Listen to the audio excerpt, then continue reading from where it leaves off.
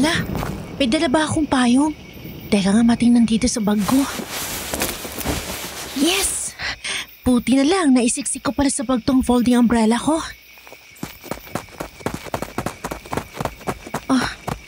Ba't naman kaya nagtatakbuhan ng mga yun? Anong ingay yun? Sesi! Ay, Sesi ka, Lolo Jen! Pasensya na po, nagulat ako.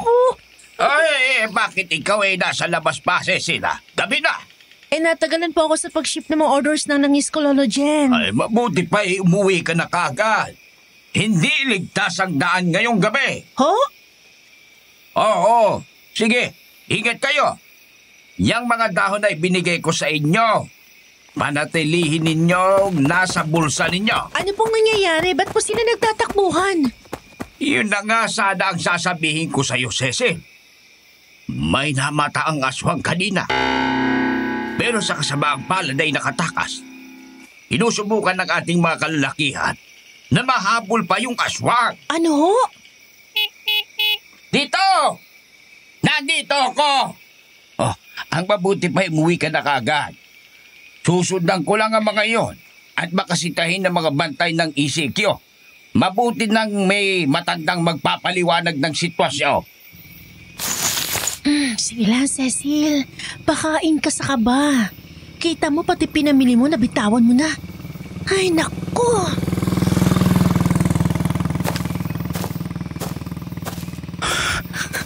Cecil. Ha? Si Trent ba yun? Pinupulot ni Cecil ang mga pinamili niya nang marinig niya ang boses ni Trent.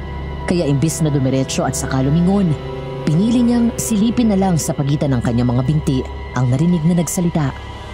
Para lang manghilakbot siya sa kanyang nakita. Gumuhit sa katahimikan ng gabi ang tili ni Cecil.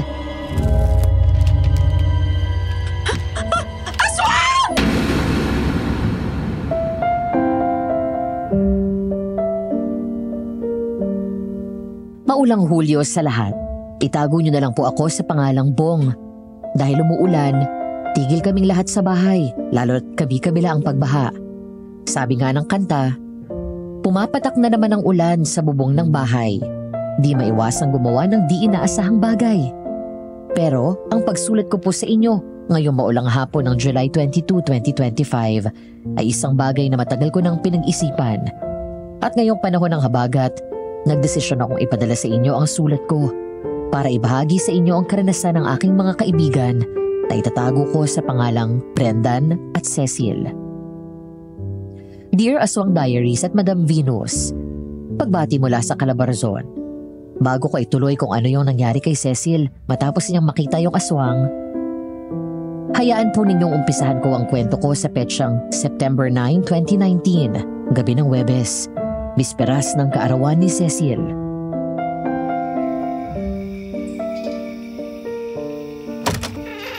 Aleli, ikaw ba yan? Cecil! Nasaan ka?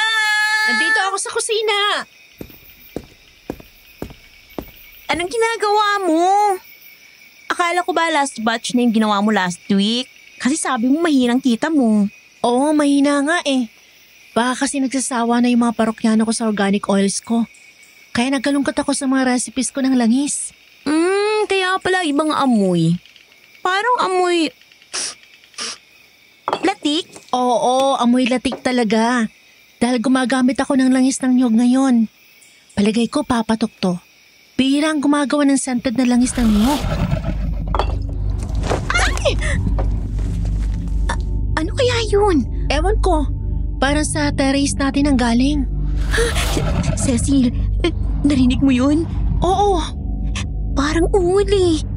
Hala, paano kung may aswang na nakapasok? Nakakaakit yata ng mga kaibang nilalang yung ginagawa mo eh. Sira, mayos ka nga. Aswang ka dyan. Aanhin mo yung palaspas kung hindi yun aswang. Mabuti na sigurado. Atong baseball bat. Kung sakaling di yun aswang at masamang loob, huwag kang magdalawang isip na basagan ng bungo ha. Self-defense yun.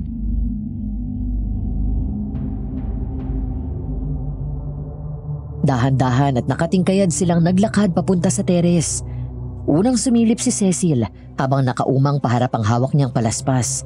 Si Aleli naman ay nakahanda na mambarimbaw gamit ang bat kung sakaling magnanakaw ang nandoon. Pero ang nangyari,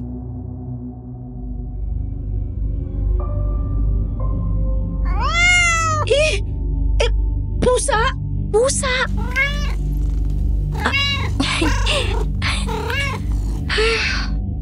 Si Uno lang pala. Uno, halika dito! Saan mo naman dadalhin yan? Huwag mong sabihin na ikakatok mo pa yan sa kabilang unit. Alangan naman na pabayaan kong gumala to. Mamaya masagasaan pa to. Diyan ka lang, babalik agad ako. yun nga ang ginawa ni Cecil. Ibinalik niya yung pusa sa kapitbahay nila. At nang bumalik siya, work mode agad siya. Hindi tuloy naiwasan ni Aleli na hindi magkomento.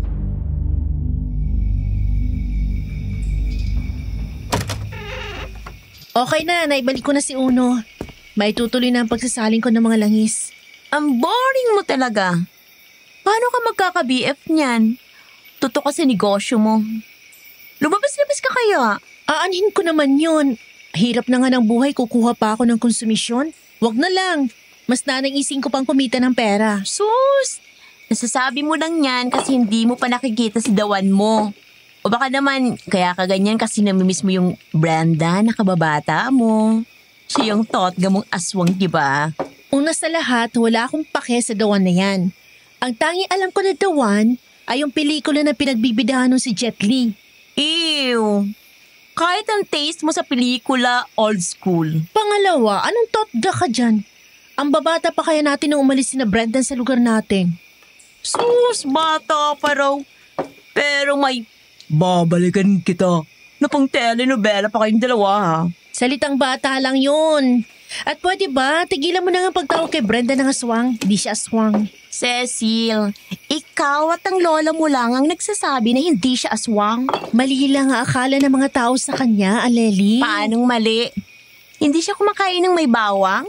Mahilig pa sa inihaw na atay. Balita ko, kahit sa sinangag, inihihiwalay niya yung bawang kapag meron. Tapos kapag daw aksidenteng nakakakain ng may bawang o sibuyas, maghapong sumasakit ang tiyan. Kasi nga, hindi kaya ng panunaw niya ang bawang at sibuyas. May mga ganong tao talaga. Oo, meron mga aswang. Kaya pwede ba, huwag mo nang ipagtanggol yung first love mo na aswang. In the first place, kung di totoo ang bintang sa kanya, bakit sila umalis ng pamilya niya? Dahil sa pambubuli ng mga tao sa lugar natin. Di lang mga bata, kahit matatanda pinagtitripan siya, di ba? Teka nga, saan bang punta mo? Takabistik ka. Ha? Anong bisti? Hindi kita maintindihan, Leleng Cecil. Ang sabi ko, ba't ka nakapanlakad na damit? Yun pala yun. Naku girl, aralin mo nga ng konti ang makabagong pananalita. Kahit yung mga pang-araw-araw lang, daig mo pang may kausap na nag-i-English eh. Nosebleed malala. O ano na, saan ang punta mo? Hintayin ba kita makauwi? Wag na, matulog ka na kapag inaanto ka na. May date kami ni Charles. Siguradong babawi yun. Alam mo na, matagal-tagal na din ang... Okay, ingat, enjoy. Girl, ang dry mo naman. Nakakatamad ka sa totoo lang. Nasa na yung nakakakilig naman, sana all ganon. Ano? Tintak na yan. Ganyan ang mga salita ngayon? Di na, oy. Lumakat ka na nga. Nakakapanidig balahibo yung pinapakita mo na paraan ng pananalita. Siya, babon na. Ingat ka dito, ha. Ingat sila sa'yo.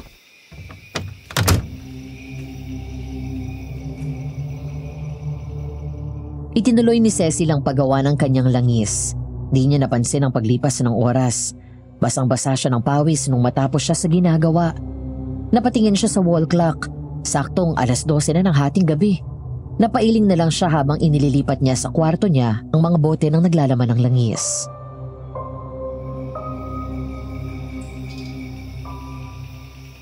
Nalibang ako sa paggawa ng mga langis. Inabot na pala ako ng hating gabi. Ang panas. Teka nga't mabuksan tong bintana para pumasok ang hangin. Sarap ng hangin sa gabi. Ang presko. Ano ba naman yung asong yun? Nakakatakot. Yang nyo? Patahimikin nyo! Kundi lang hating gabi na, katago kayo ng mura talaga eh. Mga responsable may-ari ng hayop. Ano yun?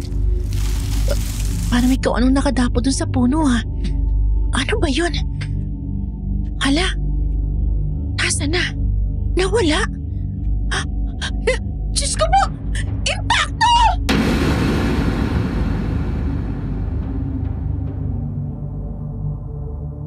Kulang na lang ay mawalan ng malay si Cecil sa nakita niya.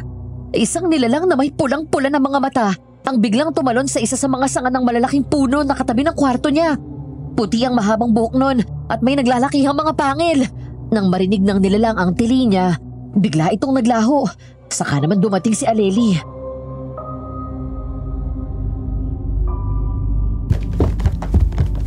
Cecil! Aleli!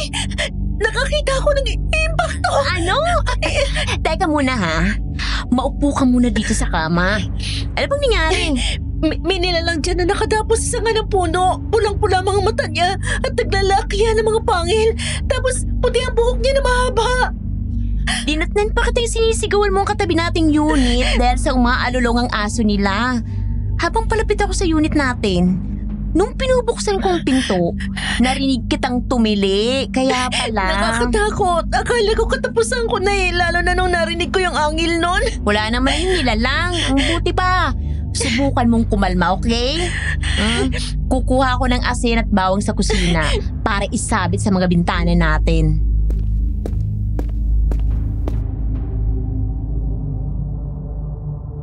Pinaglalagyan ni Aleli ng asin at bawang ang bawat bintana at apartment nila. Tapos ay sinamahan niya si Cecil sa kwarto para pakalmahin. Ilang oras din ang pinalipas nila bago kumalma si Cecil at tuluyan na silang nakatulog. Pero nang sumunod na araw, umaga ng September 10, 2019.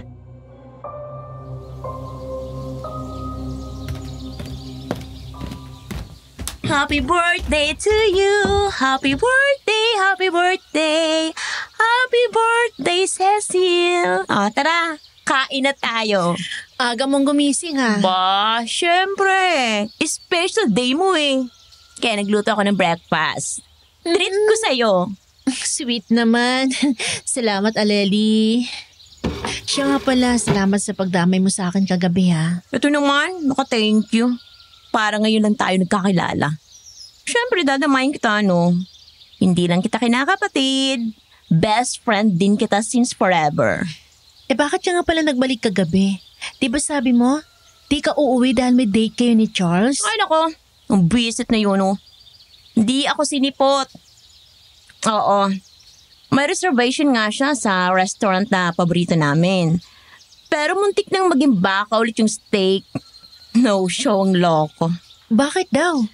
May biglang overtime daw ang company nila. Ewan ko dun. Kakatampo na nga eh. May iba ako. Saan ang punta mo? Nakabihis ka na. Sisimba ako sa Quiapo. Magpapasalamat na nadagdagan pa ng 1 taon ng buhay ko. Tapos, ihatid ko ang orders ng mga kliyente ko at ipapaship ko naman yung iba na malayo sa Manila. Diba, birthday mo ngayon? Hindi ba pwedeng sa kanilang yan? Kahit ipagpabukas mo nilang. I-celebrate natin ang ayos ang kaarawan mo. Maglilib ako. Binati mo na ako. Sapat na sa akin yon. Isa pa, sayang naman ang 1 araw mo kung ililive mo, di ba?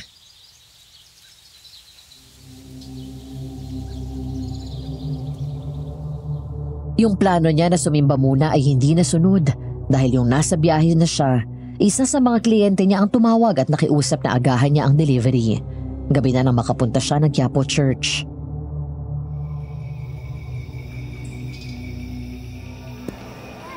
Yun na nga, si Mrs. Cruz kasi nakiusap na agahan ko ang delivery dahil paalis na daw sila ng pamilya niya.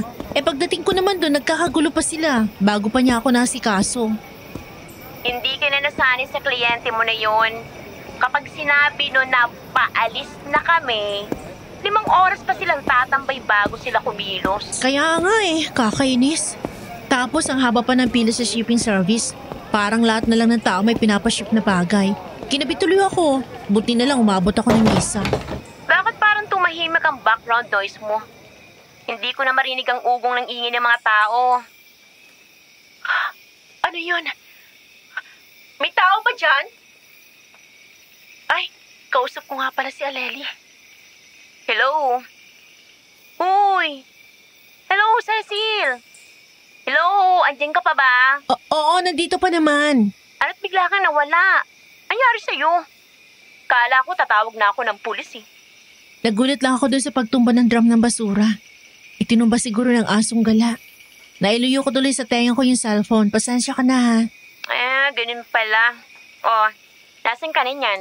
Papunta na ako sa kaya ng jeep. Pauwi sa atin dyan sa apartment. Oh, siya, mag-iingat ka ha. Ay, mali. Ingat sila sa'yo. Lukaret. Sige, babay na. Mamaya na lang. Mama, saglit! Pasakay! Okay, ge. Tumami pa sana sa sakay mo. Ang baho. Ano yun? Kakasuka naman. Grabeng lansa. Ano to? Anak ng toko naman oh. Nakatapak pa yata ako ng Nangko po! Miss, anong nangyari? Yung aso? Aso? Naku po, sino naman kaya may gawa niyan? Kawawa naman. Teka, saglit lang, Miss ah. Heto, pwede na to. Tinakpan ko na muna ng dyaryo yung aso. Kaya mo na bang tumayo, Miss? Kapit ka sa akin. Salamat. Cellphone mo ba to? Oo, akin nga yan. Salamat ulit. Saan nga palang bahay mo, Miss? Taga dito ka ba? Aso mo ba yan? Hindi ako taga dito at hindi ko aso yan. Ang totoo niyan, nag-aabang ako ng jeep ng aksidente ko matapakan ng katawan ng aso. Akala ko nung una dumi nakakalat-kalat lang eh. Pero nung ma-flashlightan ko, napasigaw na ako. Kahit naman ako. Kung ako makakita ng ganyan, mapapasigaw din. Sino kaya nakasagasa sa kanya? Di malang inayos ang hayop. Hindi yan sagasa. Paano mo naman nasabi? Opinion ko lang. Kasi di ba, kapag nasagasaan ng aso, bali ang panga o kaya ang binte. Pero ang isang yan, wakwak ang katawan. Parang kinatay. Naku po, sino naman kayang taong nasa matinong pag-iisip ang gagawa niyan? Adik malamang. O kaya tao na wala sa matinong pag-iisip. Paano kaya yung aso? Kawawa naman siya kung basta lang siya mabubulok dyan. Ang mabuti pa i-report natin. Ayun lang naman sa dulo ng kanto yung outpost ng mga tanod. Sige.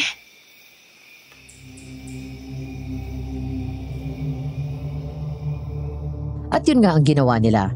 Nag-report sila sa tanod at itinuro kung nasaan ang kawawang aso. Tapos umuwi na si Cecil. Ginabi na siya ng husto. Kaya naman nung malapit na siya sa apartment nila, hindi na siya nasurpresa na nasa labas na si Aleli at inaabangan siya.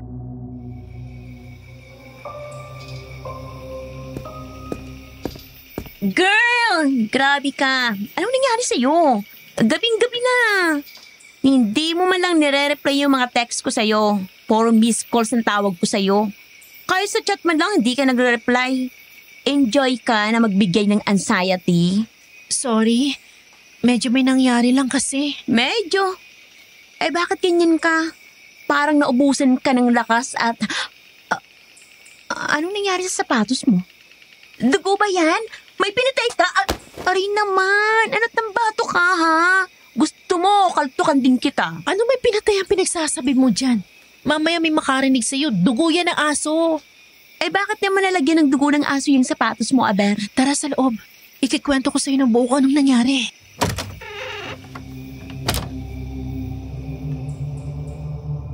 Pagpasok ng dalawa sa apartment, sumigil na ng kwento si Cecil. Tutok na tutok naman si Aleli sa lahat ng sinasabi niya. Napaiyak pa nga nung binanggit ni Cecil ang karimari-marim na estado ng aso.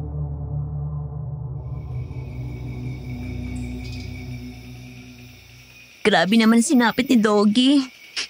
Kung sino man ang gumawa nun sa kanya, sana makarma. Oo nga eh. Pero yung tumulong sa'yo, pogi ba? Oo. Bakit pa tanong yung sagot mo? Malay ko ba kung parehas tayo ng basihan ng pogi? Describe mo, bilis. May katangkaran siya. Tapos baka sa t-shirt niya yung ganda ng katawan niya. Parang alaga sa gym. Uy, yummy! Maayos din ang buhok niya. Tipong parang alaga sa salon. Tapos, tama lang ang laki ng mata niya. Medyo matangos ang ilong. Typical Pilipino yung kulay niya. Parang nakakahawig ni Paolo Avellino, pero kayo manggi. Wow! Pogi nga. Ikaw ha, pinagtataksilan mo na si Brandon Aswang mo. Taksil ka dyan. Makislap ang mata mo nang dinidescribe mo si Pogi eh. Ano nga palang name ni Pogi? Trent. Isa daw siyang masur? Tapos na-graduate siya. Ay! Meant to be? Ikaw gumagawa ng langis. Siya naman nagmamasahe. Tigilan mo na yung kamamatchmake mo sa akin ha. Pero type mo si Pogi, yung totoo. Medyo, sino bang hindi? Ang pogi niya, mukha namang mabait at ang bango pa. Magkaka-BF ng manang. BF ka dyan. Ano ka ba?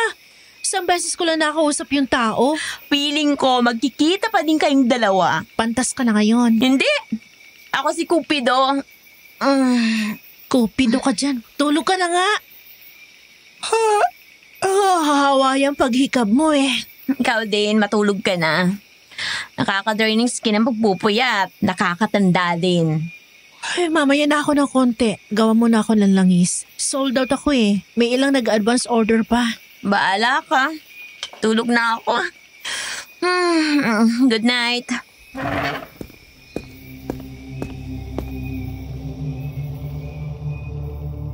Nung gabing yun, inabot siya ng 2:00 ng madaling araw. Kaya naman pala panay na ang kusot niya sa mata niya. Kasi inaantok na siya.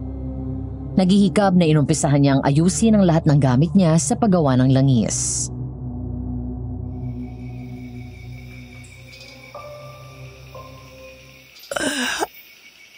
Sama ito. Nawiwili akong sobra sa paggawa ng langis. 2 gabi na akong puyat.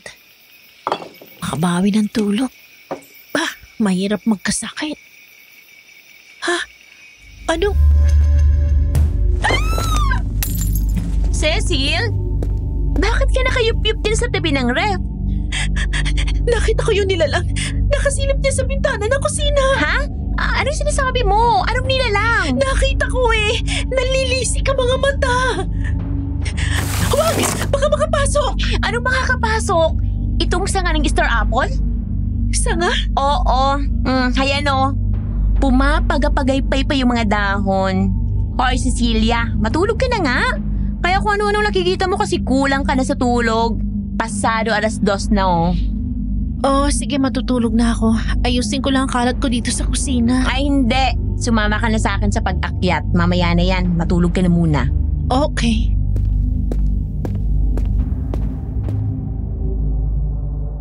Hindi na ulit nakita ni Cecil yung nilalang pagkatapos ng gabing yun. Lumipas ang ilang buwan at nag-December na. Hanggang sa sumapit ang bisperas ng Pasko, walang balak lumabas si Cecil.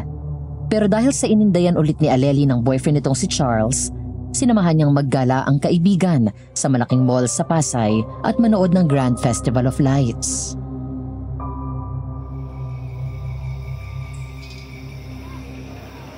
Okay ka na ba? May gusto ka pa bang kainin, puntahan, bilhin? Ano? Alam mo, Cecil, sana naging lalaki ka na lang. Pakakasalan kita. Hoy, umayos ka nga. Kung ano-ano naman pinagsasabi mo. Kasi naman, pakiramdam ko nanlalamig na sa akin si Charles eh. Biruin mo, simula noong September na kinancel niyang dinner date namin. Puro plano na lang kami.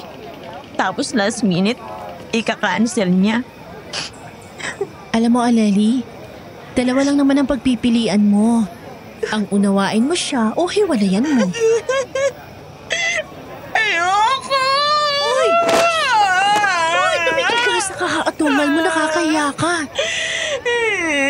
Kasi naman, girl, tanda mo ba yung si Russell? Yung ex-boyfriend mo bago mo naging boyfriend si Charles? Oo, yun nga.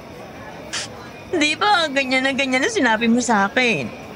Ang ending, hiwalayan blues kami. Nagiging luhi ka lang naman ako, praktikal, ganun.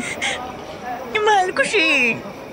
Hindi ganun kadali na itapon nilang bastang feelings ko para sa kanya. Uy, may poging palapit sa atin. Aray naman, makabato ko naman eh. Lumabas yata ang brain matter ko. Mahal mo talaga si Charles ha? Pero sa diaper ang mata mo, nag-iba agad yung mood mo nung makakita ka ng pogi. Iba yun at iba to. Iba to kaya kita. Kalukuhan mo ha. Parang katapusan na ng mundo kung makaatungal ka kanina.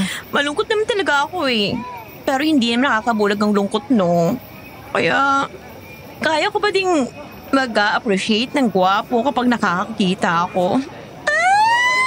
Eto na siya. Si Trent yata yan. Trent?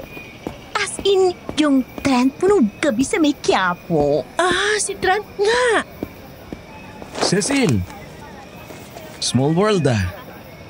Merry Christmas. Merry Christmas din sa'yo, Trent. Hi! Merry Christmas sa ating lahat. Ako si Aleli, BFF ni Cecil. Ikaw si Trent? Oo. Ako nga. Ikinagagala kitang makilala, Aleli. Wow! Ang pogi mo nga, no? Artistahin. Aleta Maria, umayos ka, nakakahiyang kakirihan mo. Last minute shopping? Hindi. Naghihintay ako ng pagputok ng alas 12 para sumalubong sa Pasko. GF, meron ka na. Aleli! Naku, Trent, pasensya ka na kay Aleli, ha? Okay lang. At sa tanong mo, Aleli, wala pa akong girlfriend.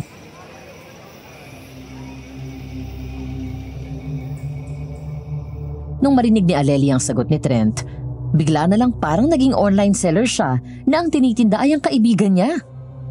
Niratrat na niya ng pangungulit si Trent. Bagay na hindi naman minasama ng lalaki. Yun nga lang, abot-abot ang hiya ni Cecil sa ginawa ng kaibigan.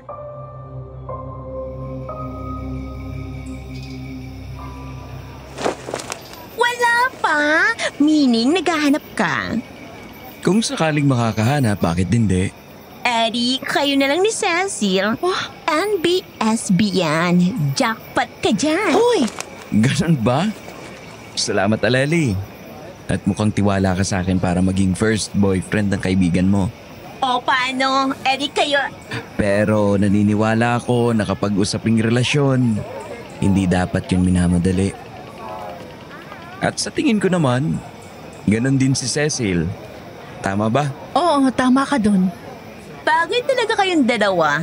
Parehas kayong mga boring. Una na ako sa inyo. Sige, ingat ka. Uwi na din tayo. Sige, sabi ng app, malapit na daw sa meeting point natin yung sasakyan na naka-assign sa atin. Oh, nag-book ka na pala? Kailan? Kanina, habang nagagala tayo, mahirap ang makakuha ng ride ngayon dahil may okasyon. Kaya inagahan ko na. Buti may pumayag. Cecil. Bakit? Anong problema? Anong tinitingnan mo dun sa may fountain? Parang nakita ko si Brendan eh. Si Brenda na 4 eyes? Nasaan? Hindi ko makita. Baka guni-guni ko lang. Tayo na nga.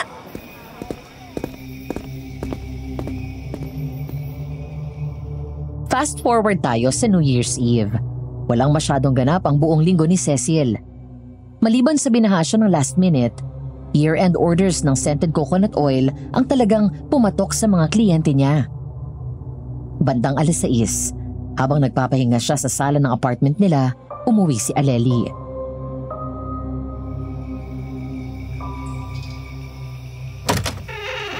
Oh, ba't ka nandito? Akala ko ba... Ano pa nga ba? Kinansel ulit ni Charles ang lakad namin. Malapit na ako maniwala na naghihintay na lang kami kung sino ang unang makikipagkalas. Gusto mong lumabas? Himala! Anong nakain mo't nagyayaya ka ng labas? Wala naman. Naisip ko lang kasi na hindi makakabuti sa'yo. Kung New Year na New Year nandito ka sa apartment at nagmumukmuk. Sayang din kasi itong invite-only pass na binigay ng suki ko eh. Tingnan mo. Patingin nga. Nga, eto oh. Ay, siya, may kalamay. Ang hirap makakuha ng reservation sa Fifth Avenue. Lalo at may Grand Street event dun ngayon. Ang ganda pa ng location nitong resto. Dumungaw ka lang, kita mo na yung event. Ibang level yung suki mo, ha? Sige, lakad tayo. Magbibihis lang ako. No. Hindi ka lang magbibihis, Dizay. Aayusin kita. Dapat dress to kill and impress tayo. Ano? Ayoko. Ang hirap gumalaw eh. Hindi.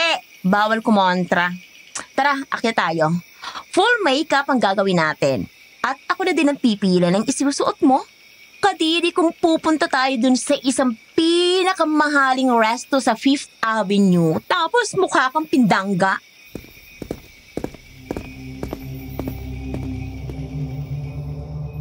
Daig pa ni Cecil ang binasbasan ng fairy godmother ni Cinderella. Muntik na niyang hindi makilala ang sarili nang matapos si Aleli sa kanya. Ang damit na ipinasuot sa kanya ay simple pero elegante at komportable. Pagdating nila sa venue, abot-abot ang pasasalamat niya kay Aleli dahil kung nagmatigas siya na hindi maayusan, siguradong katawa-tawa siya. Nakatulong din yon para makaakit ng high-end ng mga kliyente para sa mga langis niya.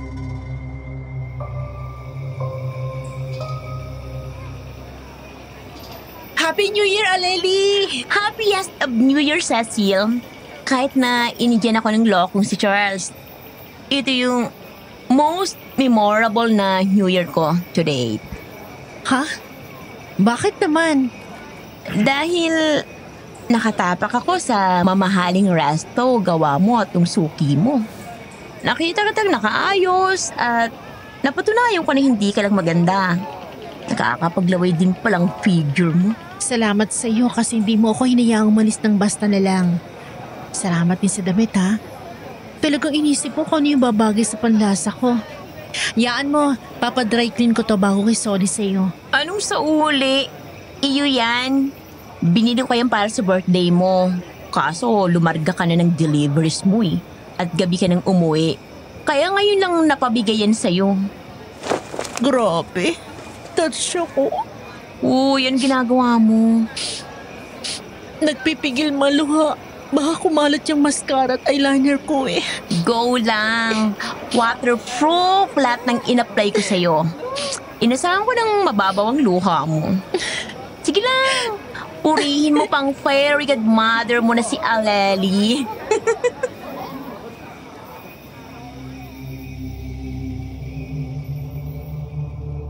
Tapos noon naglabasan na ang mga tao sa resto. Tapos na kasi ang event.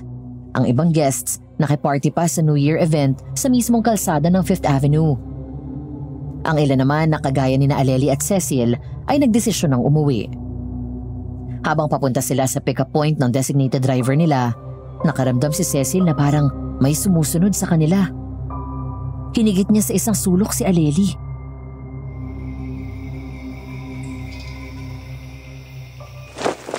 Cecil, bakit tayo nagtatago dito?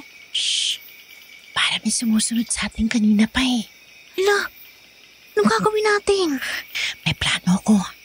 Buti na lang at shoulder bag tong dinala ko.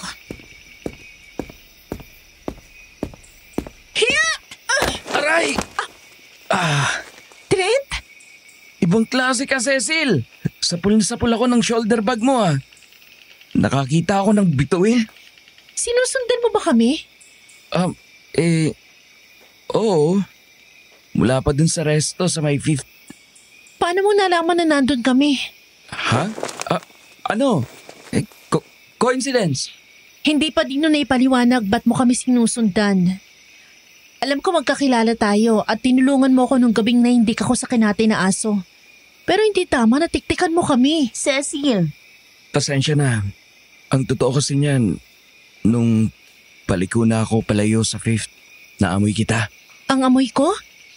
Trent, hindi ganun katapang ang pabango ni Cecil para matukoy mo na siya yun.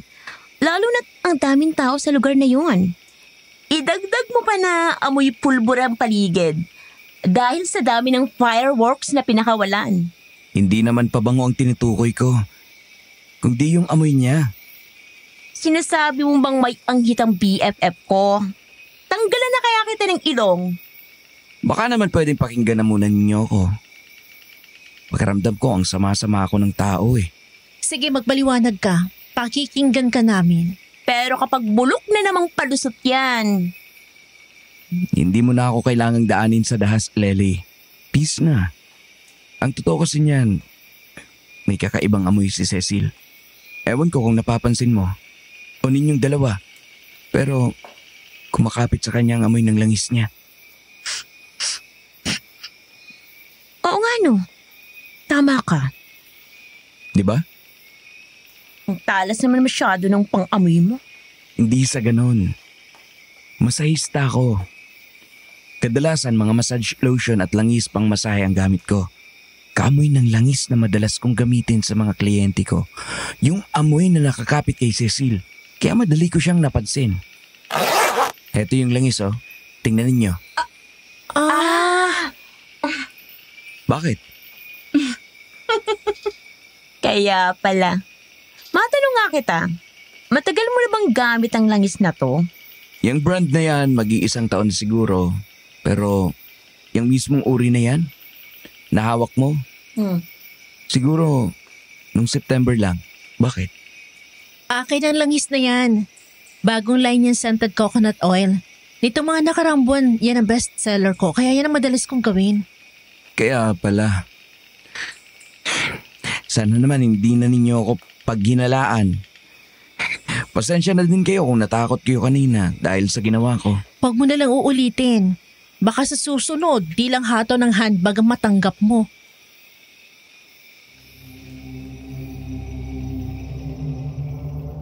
Hindi na nila hinintay ang sagot ni Trent.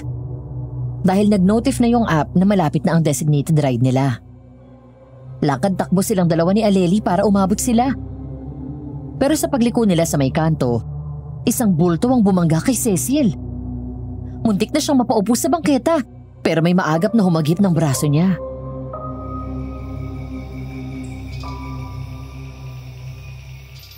Oops!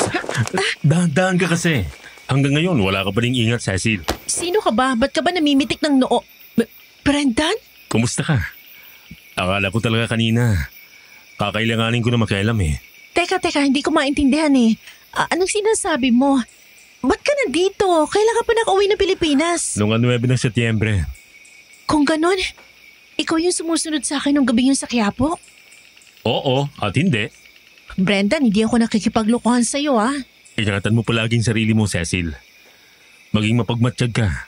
At ayusin mong problemang ginawa mo. Kung di, baka matagpuan mo ang sarili mo na hinahapunan na ng mga aswang at ng iba pang nilalang. Brendan, sandali! Diyos ko naman, Cecil. Akala ko kung ano nang nangyari sa'yo. Andyan ka lang pala at nakatunganga. Magpa-penalty na tayo sa driver. Kanina pa kami naghihintay sa'yo. Oo, tayo na. Pasensya na.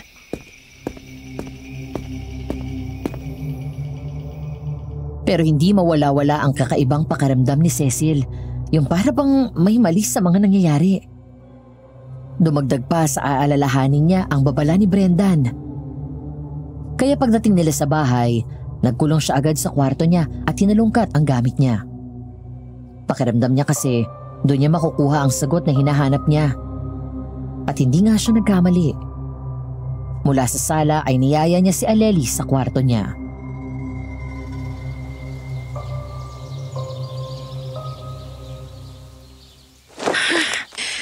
Ito na ang hinahanap kong sagot. Aleli! Gising ka pa ba? Akala ko tulog ka na. Hindi, buti nga't gising ka pa. Tumawag si Charles eh. Bumati ng Happy New Year. Anong meron? Makasigaw ka naman. Akala ko kung ano nang nangyari sa'yo. Nagalungkot ako sa mga gamit ko. Nakita ko to. Ha? Nakita ko na to. Ito yung recipe na pamana mo sa'yo ng lola mo? Basahin mo yung nakasulat sa pinakababa. Biyaya ay yung makakamit, ngunit ingat sa paggamit. Sa mga kakaibang nilalang at nilalang ng dilim ay nakakaakit. Anong ibig sabihin nun? Minsan, nabanggit sa akin ng lola ko na sa bawat paghiling, lalo't sangkot ang espiritual, dapat marunong kang magbayad. O kaya dapat ka magbigay ng katumbas sa sakripisyo. O tapos, sigurado ka naman na nagbabayad ka, di ba? Apo ka ng lola mo, kaya alam mong dapat mong gawin. Iyon na nga eh. Ngayong gabi ko lang nabasa yan. Ano? Diyos ko naman, Cecil. Ano ka naman? Hindi ko kasi nabasa agad ang note na yan. Basta nung makita kong recipe para sa coconut oil, bagong produkto agad ang kumain ng atensyon ko. Oo, nalaman mo na ba kung anong singil sa'yo? Yun na nga sana ang gusto kong pag-usapan natin. Halika, maupo ka dito sa kama. Mahaba-habang usapan to.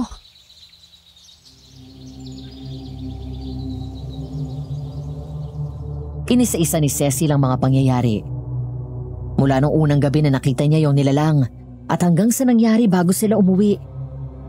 Maging ang pagkikita nila ni Brendan.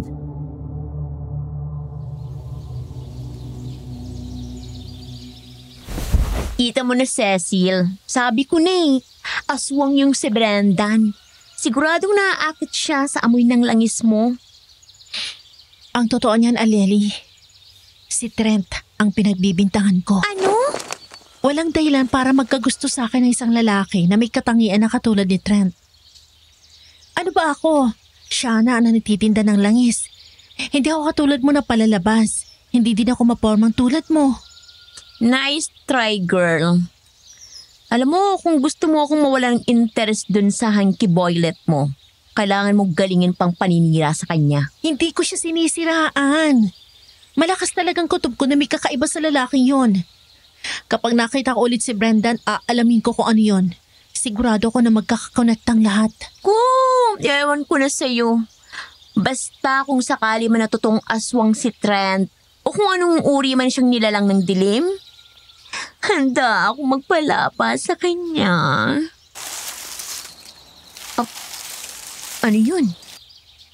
Parang may gumagalaw sa puno. Baka gawa lang ng hangin. Hala, may nakita akong parang kumislap.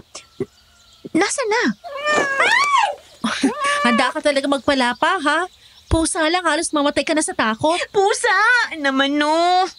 Bagong taon, pusang itim pa nga. Kaasar. Buong taon na akong malas nito. Grabe ka naman. Di malas sa mga pusang itim. Judgmental na to. Oo, hinusgan ka niya, no. Ano bang pangalan mo? Taga dito ka ba? Ay, may tag siya, oh. Charcoal. Ahay! Ikaw pala yung hinahanap nung nasa kabilang unit kanina. Baka yan na yung may-ari. Isauli mo na yung uling na yan. Punta na ako sa kwarto ko. Makatulog na. Antok na ako eh.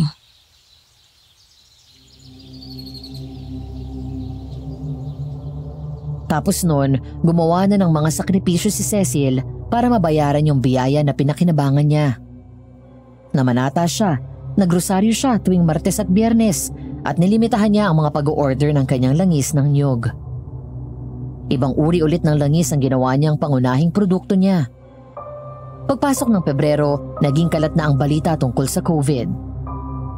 Isang hapon, pagbalik ni Aleli mula sa trabaho,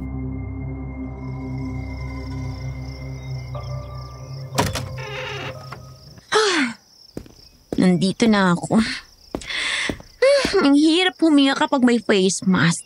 Para daw yun sa kabutihan natin, sabi ng gobyerno. Ewan ko. Parang mas lalo pa ako malilintikan sa kaka-face mask eh. Dumaan nga pala yung landlady natin kanina. O bakit daw? Kumpleto pang advance at deposit natin sa kanya. Uuwi daw yung anak niya na nasa Singapore. May hanggang Marso na lang daw tayo para makahanap ng malilipatan. At bakantihin tong unit. Ibabalik naman daw niya yung 3 buwang advance natin. Ano ba yan? Oh, nagre-ring ang cellphone mo. Oo nga. Eh? Oh, ba't takanta kayang mukha mo? Sino ba yung tumatawag? Si tatay. Hello, tay. Napatawag ko kayo. Sige o.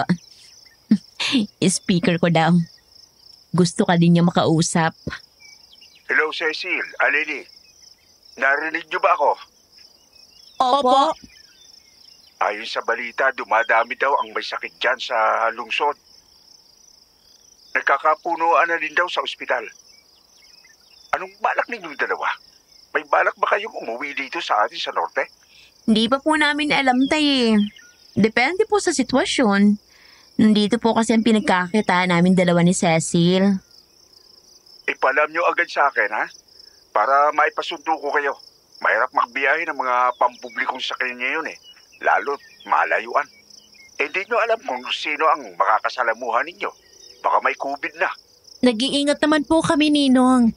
Hindi kami nakakalimot mag-face mask at mag-alcohol. Hindi din kami nakakalimot magugas ng kamay. Huwag pa din kayong pakampante. Opo. Tawagan nyo ako kung ano man ang desisyon ninyo. Pero huwag nyo sarang paabutin ng Marso. Balita ko ilalockdown daw ang buong bansa. Pag nagkatotoo yun, hindi na kayo makakabiyahe pa uwi dito kahit gusto niyo man. Sige po, Itay. Hayaan po ninyo at pag-iisipan po namin mabuti ni Cecil kung ano po magandang gawin. Aleli, siguro mas maganda kung umuwi na tayo sa atin. At least doon kapiling natin mga mahal natin sa buhay. Lalo ka na, nandiyan pang tatay mo. Mas maganda na magkasama kayo ng pamilya mo. Pamilya natin. Huwag mong laging inihiwalay yung sarili mo. Pamilya tayo.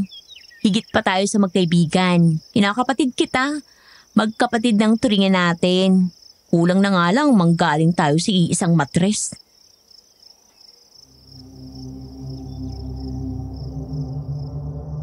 Pagkatapos ng tawag na natanggap nila, binigyan ni Cecil at Aleli ang mga sarili nila ng 2 linggo para isipin kung anong magiging desisyon nila. Kung mananatili ba sila sa Maynila o uuwi sila sa Norte. Pero bago sila makabuo ng konkretong desisyon, isang seryosong pangyayari ang naganap kung saan sangkot si Aleli. February 13 noon, isang araw bago ang Valentine's Day sa isang sikat na mall sa Makati.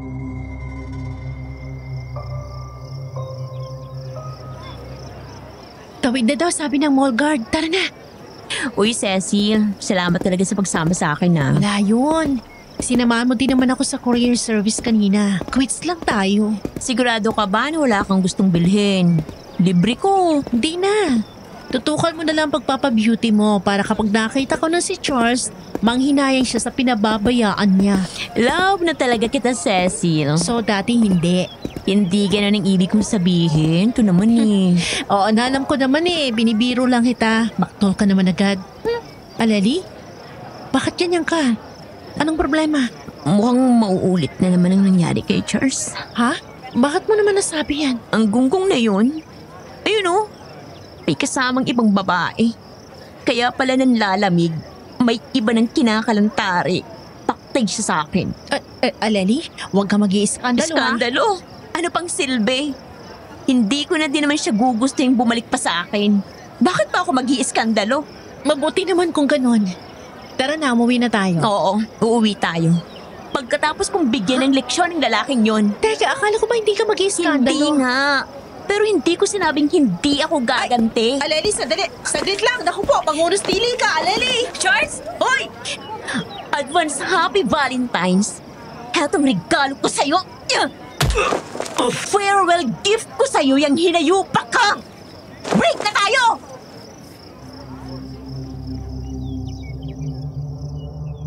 Pero kahit pa inumbag ni Aleli si Charles, ininda pa rin niya yung katotohanan na pinagtaksilan siya ng boyfriend niya. Panay ang ngal-ngal niya nung makauwi sila.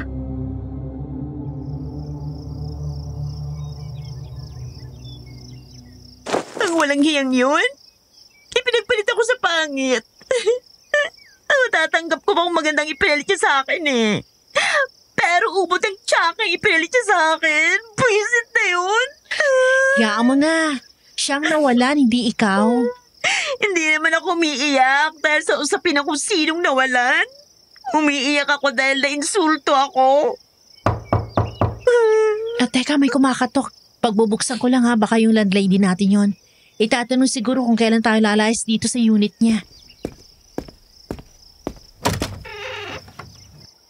Magandang hapon, Cecil.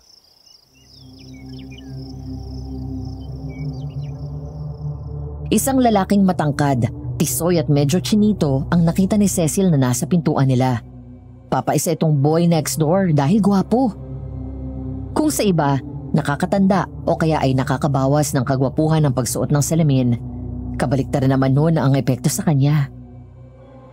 Napatitig si Cecil sa kaharap na animoy na hipnotismo.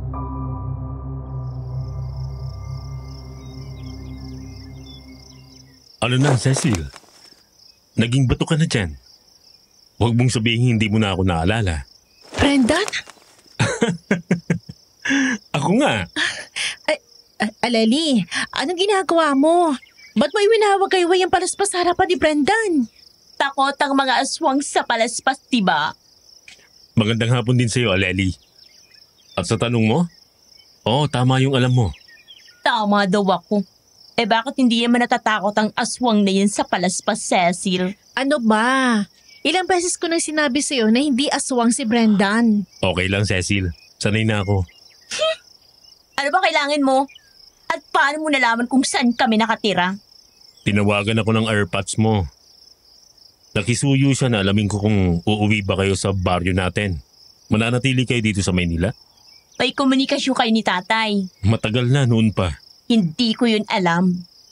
Marami naman kayong hindi alam tungkol sa akin eh. Mabuti pa tumuloy ka na muna, Brendan. Mukha hindi lang basta saglit ang sadya mo eh. Mapo ka. Gusto mo ba ng kape o tsaa? O gusto mo ng salabat? May kalamansi juice din kami. Siya na lang, Cecil. Salamat.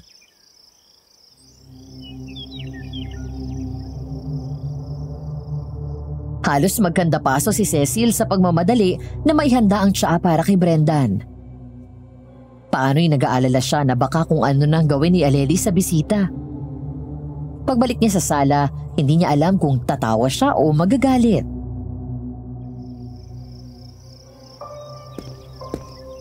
Aleli! Anong ginawa mo kay Brendan? Ba't napapalibutan ng asin ang paanan niya? Hinihintay kong maabo. Kaso ang lakas eh. Hindi tinatablan. Tama na nga yan. Brendan, baka pwede mo na sabihin kung ba't ka nandito.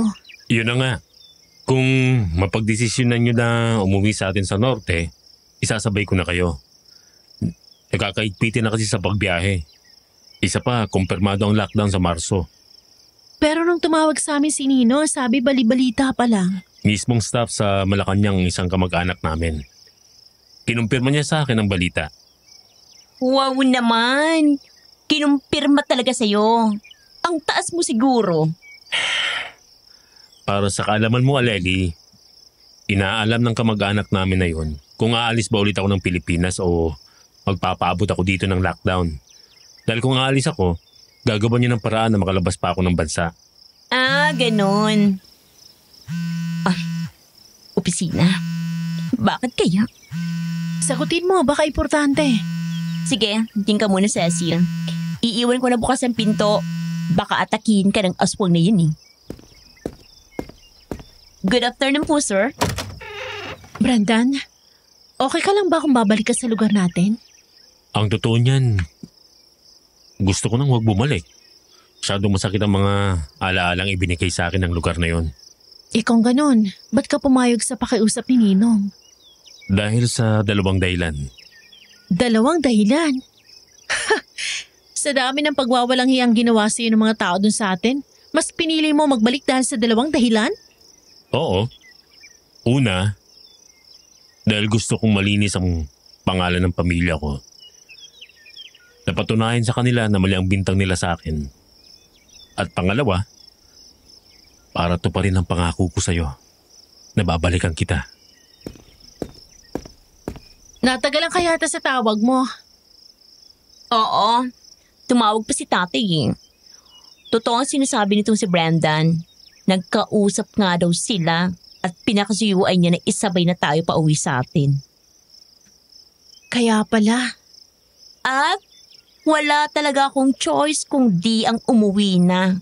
Dahil kasama ako sa work from home employee ng kumpanya namin.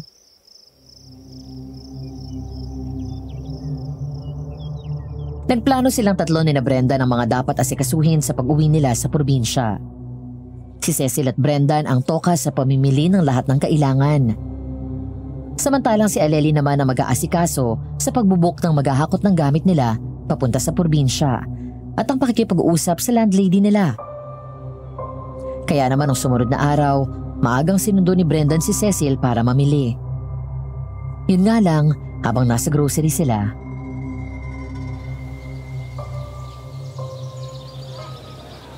Grabe, ang daming tao. Nakakatakot. Panic buying na sila. Tulad din siguro natin sila na pauwi. O baka naghahanda sa lockdown. Yung listahan natin ng bibilhin. May hindi pa ba tayo na ilalagay dito sa cart? Teka, alcohol, bleach, hand wash, sabong pampaligo, mga dilata, tissue. Sa tingin ko naman kumpleto na to. Okay, balik tayo sa canned goods section. Dagdagan natin yung stock. Mukhang kakaunti yan. Sige. Mabuti pa dito na tayo sa aisle na to magkat ng daan. Nasa kabilang dulo lang dito mga canned goods. Oo, mabuti pa nga. Ay! Oh, Cecil, ayos ka lang ba? Oo, nagulat lang ako. Sorry, miss. Hindi ko sinasadya. Cecil? Trent? Kumusta? Matagal-tagal na din mula nung huli tayo nagkita. Eto, okay naman. Ikaw ba? Eto, okay din naman. Pero, hindi ko masabi na ayos ang lagay ko. Siya nga pala, ito si Brendan. Kababata ko siya sa probinsya namin. Brendan, ito si Trent. Kakilala namin ni Aleli. Ikinagagalak kitang makilala. Ganon din ako. Dito ka din pala namimili? Hindi. Ngayon lang ako namili dito. Yung supermarket na madalas kong puntahan. Wala na yung mga kailangan ko eh. Kaya dumayo ako dito. Hindi ko lang inasahan na ganito kadami ang aabutan kong tao. Kung okay lang, mas mabuti siguro kung tapusin na muna natin ang pamimili natin. Tapos, saka tayo makita-kita sa may ATM malapit sa escalator para makapag-usap tayo ng maayos. Okay sa akin yon. Anong masasabi mo, Trent? Sige, kita tayo doon.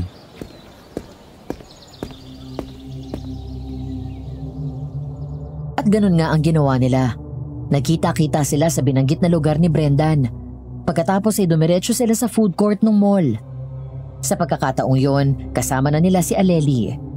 Ang nangyari kasi, habang nilalagay nila sa sasakyan ang mga pinamili nila, tumawag si Aleli na susunod sa kanila. Maagang nagpauwi ang kumpanya nila at dahil nasa malapit lang naman yon, nagdesisyon ng dalaga na samahan na sila.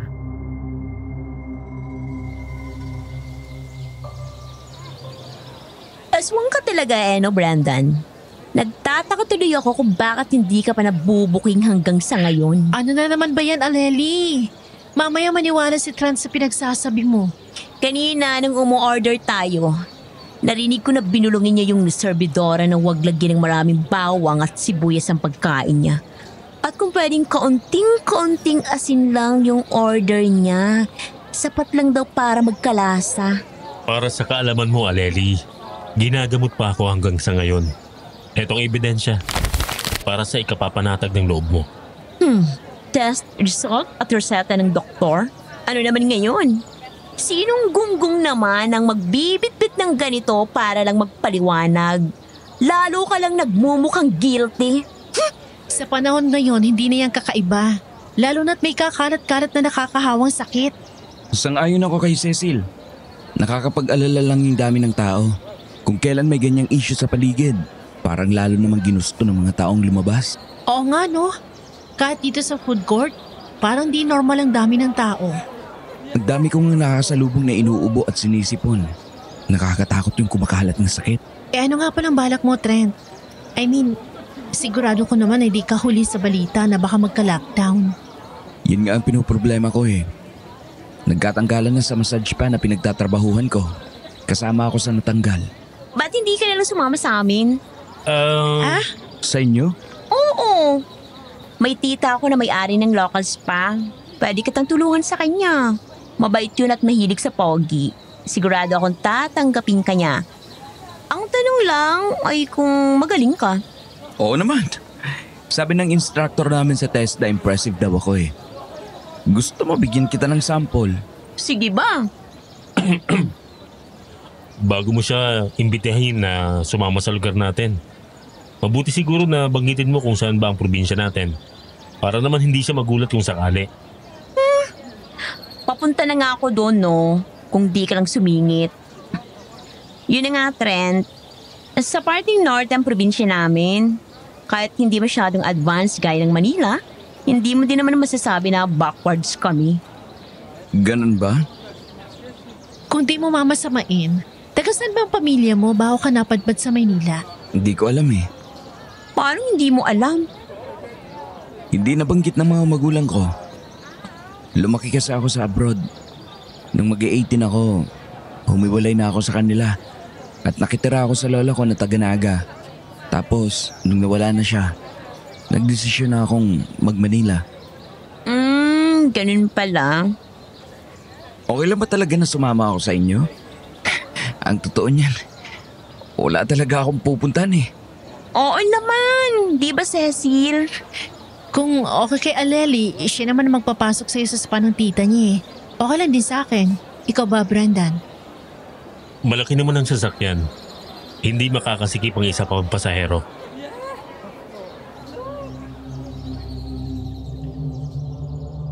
Nagkasundo silang tatlo na magkita-kita sa huling linggo ng February. Sa apartment ni na Aleli at Cecil. Madaling araw silang lumakad at bandang tanghali ay binabagtas na nila ang kahabaan ng NLEX. Madami nang nagbago sa lugar nila. Pero ganun pa din kaganda ang tanawin.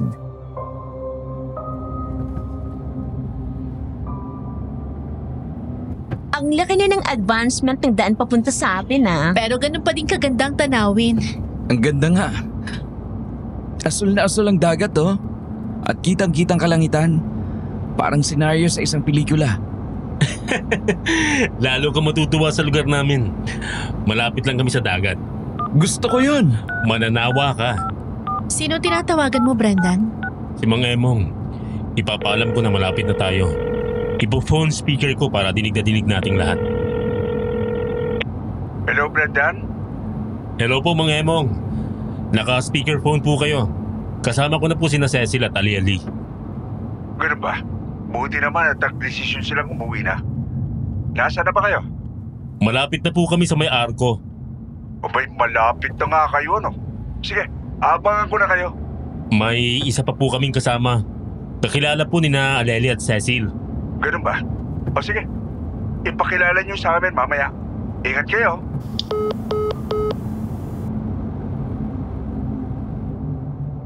Kalahating oras pa ang itinagal ng biyahe nila.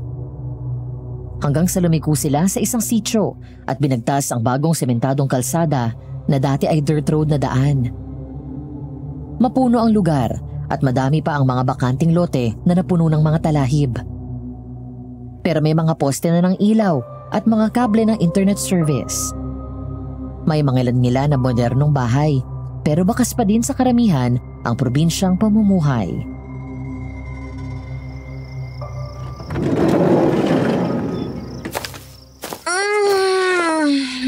Sa wakas, nakarating din. Kakangalay maupo ng ilang oras eh. Mabutit nakarating na kayo. Mano po, Tay? Pagpalain ka ng Diyos, Aleli. Mano po, Ninong? Pagpalain ka ng Diyos, Cecil. Kagaya po ng napag-usapan natin. Inihatid ko na po sila. Salamat, Brendan. Sino ba yung sinasabi mong kakilala nitong si Aleli? Eto po si Trent. Magandang hapon po. Oh, Trent. Ako si Mang Emong, tatay ni Aleli. At ninong naman itong si Cecil. Pero para sa akin, parehas ko ng anak ang mga yan eh. Anong sadya mo sa aming lugar? Magbabakasyon ka ba? Inimbitan ko siya, Tay. Ang totoo kasi niyan, na-lay off po siya sa spa na pinagtatrabahuan niya sa Manila. Sabi ko, i-a-apply ko siya ng trabaho sa spa ni Tita Tinay. Aba, sabi na nga't boses ni Aliling naririnig ko. Tama bang narinig ko? May i-apply ka na masahista sa spa ko? Opo, Tita. Ito po si Trent. Graduate po siya ng massage therapy sa TESDA. Ang gwapo ha, macho pa. Pasado ka na. Eh ang isang yan, wala bang balak mag-apply na masahista? Pasado na din siya. Aling Tinay, si Brendan po yan. Ha? Sino ka naman? Ay, si Cecil pala ito. Sino bang Brendan yan? Bakit parang inaasahan mong kilala ko yan? Aling Tinay, hindi na po ba ninyo ako tanda? Yang gwapo mong yan? Kung nakilala na kita noon, abay hindi kita makakalimutan.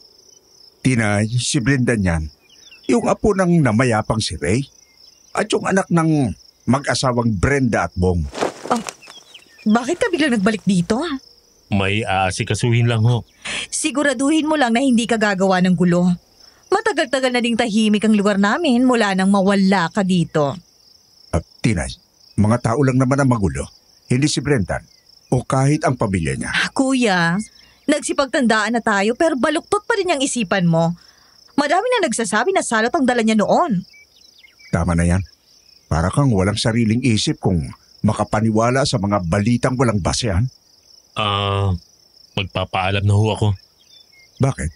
Sa katutuloy. Nag-usap na tayo sa amin ka habang naandi dito ka. Ano? Hindi naman yata pwede yan, kuya. Hindi mo iniisip ang kaligtasan natin. Kaligtasan? Anong tawag mo dun sa estrangherong masahista mo? Sa spa? Na pinatutulog mo sa bahay? Ibang usapan yon, kuya. Mang Emong, ayos lang ho talaga. Nakausap ko po si Lolo Jen. Sa tingin ko naman, ay naiayos naman ang bahay na naiwan namin noon. Pasensya ka na, Brendan. Okay lang ho yun. Cecil, alis na ako. Kung sakaling may kailangan ka, alam mo naman kung saan ang bahay namin.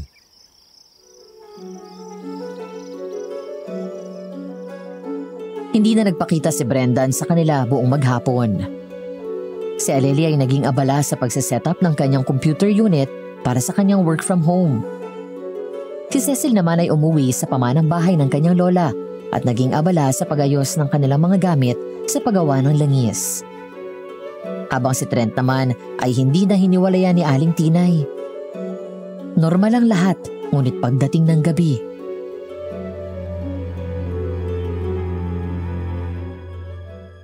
Diyos ko po! Tulong! May bangkay doon sa mitalahiban! Mga kapitbahay! Tulong! Ano daw? Sino ba yung nagsisigaw? Ano bang nangyayari?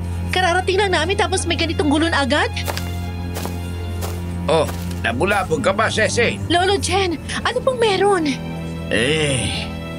Nauulit na naman ang nangyari nung bata pa si Brendan.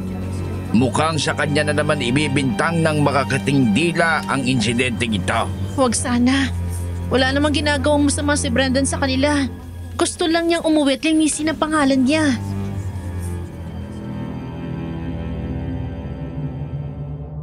kinabukasan nagkatotoo ang hinala ni Lolo Jen at ang pinapangambahan ni Cecil. Dahil pagputok ng liwanag, pinagkaguluhan ng mga tao ang nakitang bangkay sa may talahiban. Dayo iyon na nakasuot ng puting t-shirt at may hupyak ang sikmura. Mukhang hinigupan ang lamang loob.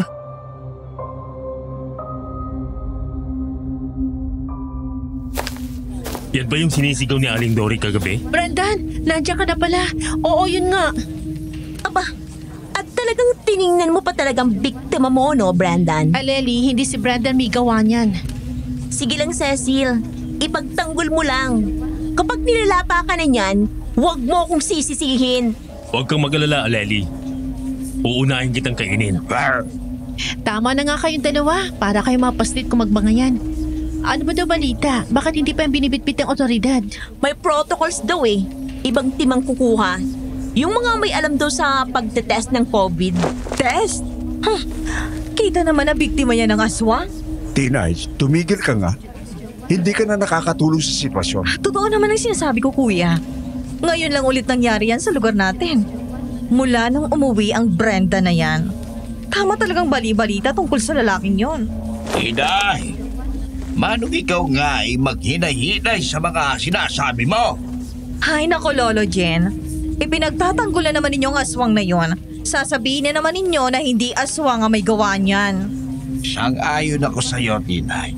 Sa sinabi mo na hindi ito normal na pagpatay. Hindi, posibleng gawa ng aswang. Pero mali na basta mo na lamang ibibintang yung kay Brendan. Kanino pa ba dapat ibintang? At saktong kauuwi lang niyan may naging bangkay na agad. Ikaw naman ay hindi na bago dito sa lugar natin.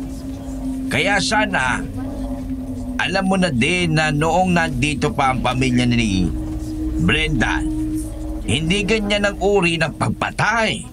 Oh, totoo yun. Yung sinasabi nitong si Tinay na ibinibintang kay Brendan, dati hindi parang Hinigupan ng lamang loob. Kung di winawakwak ang buong katawan. Tapos ay dinudukot ang puso at atay. Kaya imposible ang pinagsasabi nitong si Tinay na si Brenda ng aswang. Tama yun. Isa pa. Isa pa ano ha, Aling Dory? Imposibleng si Brendan yon. Dahil kasama ko siya kagabi. Tinulungan niya akong magbuhat ng paninda ko. Kung may paghihinalaan man ako, hindi ba't dapat yung bagong masahista mo, Tinay? Luka-luka ka, no?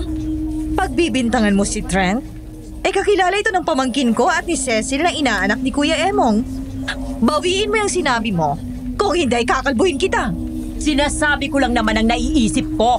Walang may gustong makinig sa opinyon mo, Aling Dory. Palibhasa ay tinanggihan ka nitong si Trent kahapon nung magpapasampol ka ng masahe sa balikat. Kaya siguro sinisiraan mo siya. Hindi yan totoo! Kung hindi pala totoo, edi mag-sorry ka sa masahista ko. Nakakasirang puri ka? Kung ganyan ang iniisip mo, hindi ba dapat ay humihingi ka ng tawad kay Brendan? Hindi mo pa naman napapatunayan na aswang nga siya.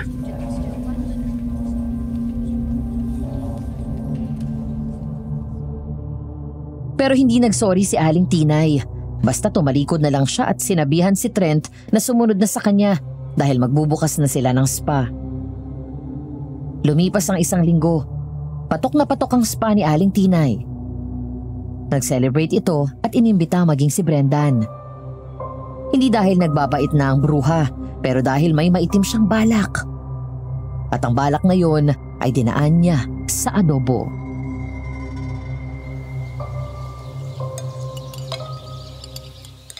Kain lang kayo ha? Nakipag-peace offering ako kay Aling Dory para lang ipagluto tayo ng adobo. Nag-request ako na damihan ng bawang para malas at masarap. Anong gagawin mo ngayon, Brendan? Pinaliguan daw ng bawang ang adobo? Hindi naman yun problema, di ba, Brendan? Dahil hindi ka naman aswang. Tama po kayo, Aling Tinay. Mahina lang po talagang panunaw ko sa bawang. Parang katulad po sa kaso ng mga bata na may lactose intolerance. Siguro naman kahit konti, titikim ka. Bakit naman po hindi? Hoy, nagpapakamatay ka ba? Hindi ko naman ikamamatay to. Baka ikamatay lang ng pagkatao ko at ng dangal ko. Kapag nagsuka at nagdumi ako sa harapan ng mga tao. Tama na yan. Hindi kita dadamahin kapag nagpagulong-gulong ka dyan sa sakit ng tiyan. Ano yun, Cecil? Sabi ko po kay Brendan, kumuha pa siya. Damihan niya kasi masarap ang adobong naliligo sa bawang. Tama ka dyan. Isang kagat lang ng aswang dyan, pihadong lusaw. Butit dumating ka na, Trent. Po?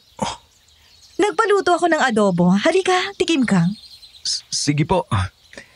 Babalik ako para kumain. Pupuntahan ko lang po si Ma'am Janet sa kabila. Kanina po yung naghihintay eh. Kahit isang kagat lang, oh. Kasi kanina po habang hindi kayo nakatingin, kumubit na po ako. Ano? Sorry po. Hindi ko agad nasabi. Baka kasi magalit kayo. Hindi ko po alam na una muna yung altar ninyo bago kainan yung pagkain. Hindi ko lang po talaga napigilan ang sarili ko. Ang sarap kasi ng amoy. Sus, para lang yun eh. Wag mo na lang uulitin, ha? Opo, hindi na po. Sige na, lumakad ka na. Ipagtitira na lang kita. Sige po. Pakiikot naman ang mga plato ninyo para iwas aksidente itong si Pogi. Sus naman, dyan lang yan sa kabilang bahay eh. Ano bang katarantuduhan mo yan, Tinay? Kuya, mabuti nang nag-iingat. Mahirap na kung mapahamak itong si Pogi. Siya pa naman ang in-demand na masahista ko. Walang silbi ang basahista mo kapag nag-ACQ na. Balita ko eh, ipagbabawal na ang mga spa. At kung ano pang pampublikong establishmento kapag nagkataon. Ay, hindi ang massage services ko dahil mag-home service kami.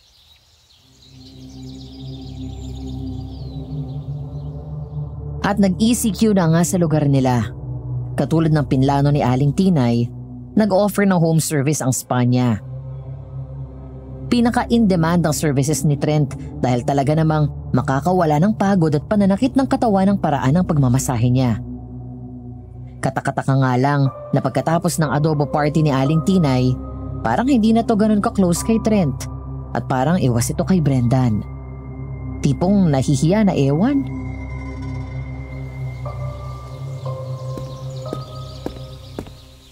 Good morning! Ang aga mo Sumisili ka kay Trent. Hindi.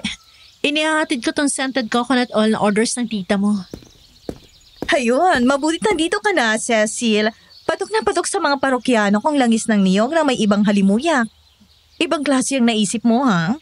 Baka naman pwedeng malaman kung paano mo ginagawa. Sorry po, hindi pwede. Trade secret po yun eh. Kahit pa kapatid ako ng ninong mo? Bigyan ko na lang po kayo ng malaking discount. Damot naman. Sige ha, nangako ka dun sa discount. Tuparin mo yon. Uy, sabi na nandito si Cecil. Naamoy ko yung langis ng niyog. Aling Tinay, yan po ba ang batch na gagamitin natin? Oo. Eto nga, ang mabuti pa, ilagay mo na itong isang tray sa counter para madaling makuha ng mga may home service na masahista natin. Sige po. Aling Tinay?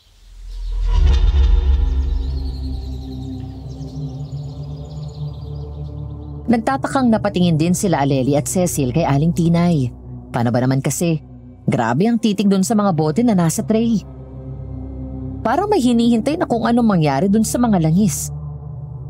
Tapos bigla na lang binitawan ni Aling Tinay yung tray. Muntik na tuloy magtapunan yung mga langis kung di matindi ang pagkakahawak ni Trent.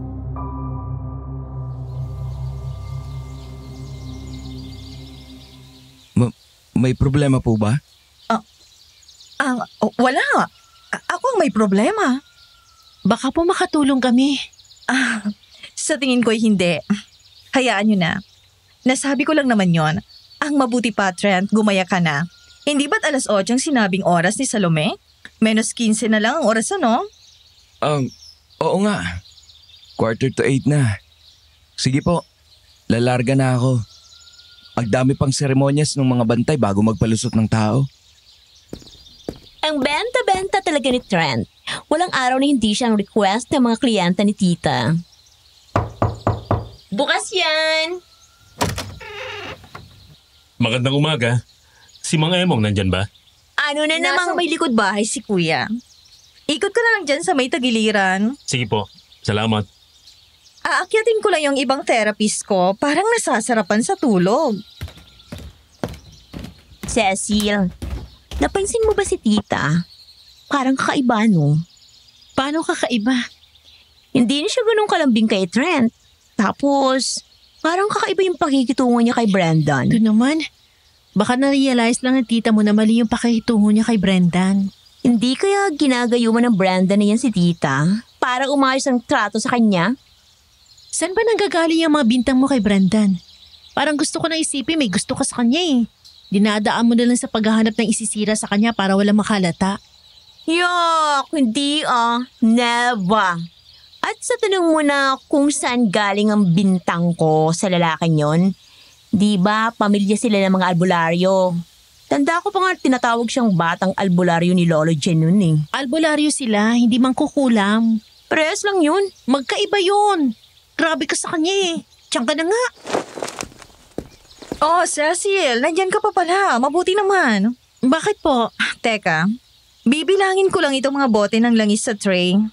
1, 2, 3. Tama nga ako. Hindi nakapagdala ng langis si Trent. Pauwi ka na ba o may iba ka pang dadaanan? Makikisuyo sana ako na idaan mo kina Salome itong langis. Doon nag-home service si Trent ngayon. Wala naman pong problema. Sige po, idadaan ko na ngayon. Tita, nakakahiya po kay Cecil. Ako na lang po. Hindi, okay lang Aleli. May duty ka na 9:00, di ba? Isi-set up mo pa ang computer mo. Ay, oo nga pala. Salamat sa paalala.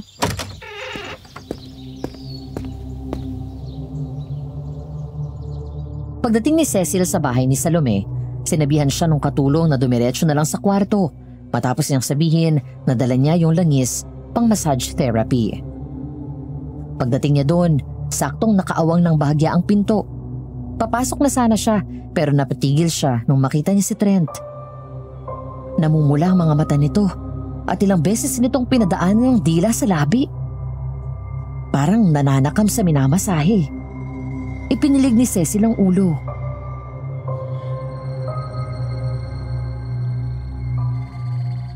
Hindi yung totoo. Namamalikmata lang ako. Trent? Si Cecil ako. Nakisuyo si Alan Tinay na idaan ko dito kina Alin Salome Langis. Nakalimutan mo daw magdala? Uy, salamat. Naabala ka pa tuloy. Okay lang. Nasa daan naman pa uwi. Paano una na ako? Igagawin pa ako eh. Sige, ingat ka. Salamat. Ay, matalang pa talagang nakita ko.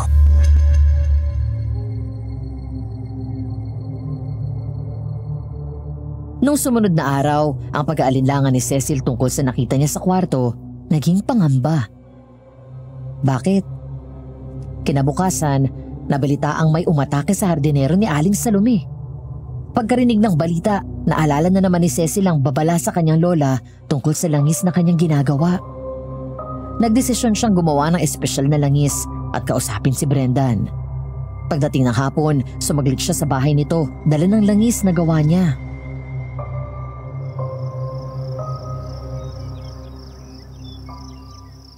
Maupo ka, Cecil. Anong sadya mo sa akin? Gusto ko sana ibigay ito sa iyo. Uy, langis. Salamat. Brandon, alam ko malakas kang albularyo. Bata ka pa lang. Kinakitaan ka na ng galing ng mga magulang mo. Kahit si Lolo Jen, kinilala ka na nun pa. Cecil? Hindi ba yun ang dahilan kung bakit ka madalas na makita nun na malapit sa mga bangkay na natatagpuan? Dahil sa nararamdaman mo ang aswang? Oo, tama yon. Dahilan para mapagbintangan ka na siyang salot dito sa lugar natin nung makikitid ng isipan. Dahil doon, pinagkakatuwaan ka ng mga bata. Maging matatanday nakikisali pa din. Kaya napilitan ng pamilya mo na ialis ka dito. Cecil, hindi ko maintindihan kung para saan ang lahat ng sinasabi mong to. Isang espesyal na langis yan. Minsang itinuro sa akin ni Lola. Uulitin ko, alam ko na malakas ka na albularyo. Pero gusto kong gamitin mo yan. Makakatulong yan sa ginagawa niyo ni Lolo Jen sa gabi. Kung ganun ay... Hindi pa ako sigurado. At ayoko maghusga basta-basta. Ayokong gumaya sa mga umapi sa iyo at ayoko may matulad sa iyo na pagbintangan. Dahil lang sa maling bintang. Gusto ko makasigurado. Nauunawaan kung gusto mong sabihin, Cecil. Mag-iingat ka ha. Hindi kita gustong mapahamak. Oo naman. Ako pa ba? Salamat dito sa langis mo. Mapapadali ang trabaho namin ni Lolo Jen.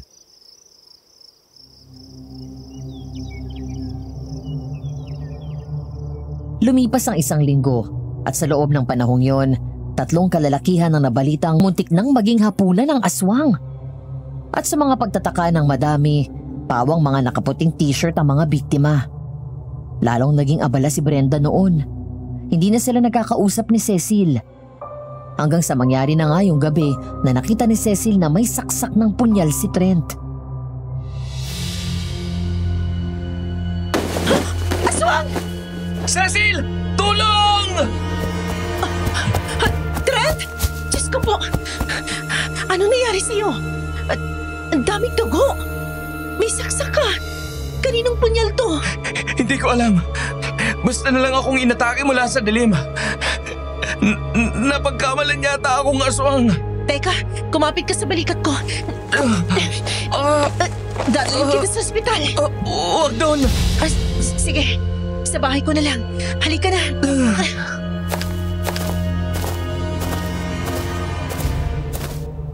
At yun nga ang ginawa ni Cecil. Tiniis niya ang bigat ni Trent at dinala sa bahay. Nung matapos niyang gamutin si Trent, nanginginig siya na napaupo sa silya.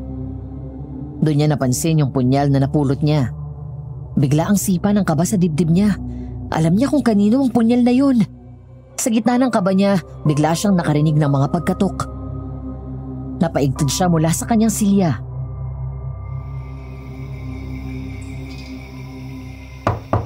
Sino yan? Cecil! Ako to, si Alali. Saglit, bubuksan kong pinto. Nakita mo ba si... Ay! Bakit puro dugo yung kamay mo? Sino hinahanap mo? Si Trent. Si Trent? Ba't mo naman siya hinahanap? Nandito ba siya? Kanina pa kasi siya dapat nakauwi, pero... Teka, jacket ni Trent yun ah. Nandito ba siya? Dugo niya ba yan? Kung dugo nga niya itong nasa kamay ko, anong gagawin mo? Tabi! Ay, Lenny! Ano ba?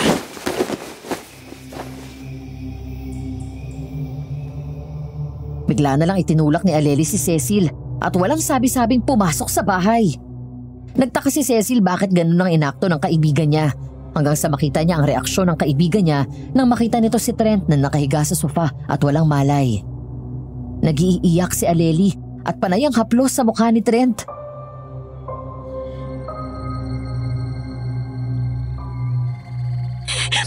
Ano namang nangyari sa'yo? Nagpaalam ka lang saglit kanina. Sabi mo ihatid mo lang si tita. Tapos ganito kita makikita. Aleli, nasaan si Aling Tinay? Hindi ko alam. Pagkatapos sila magpaalam sa akin kanina, hindi pa din bumabalik ang isang yun eh. Si Ninong, nasaan? Ewan. Basta na lang umalis nung narinig niya na may hinahabol na aswang. Cecil, kumusta bang lagay niya?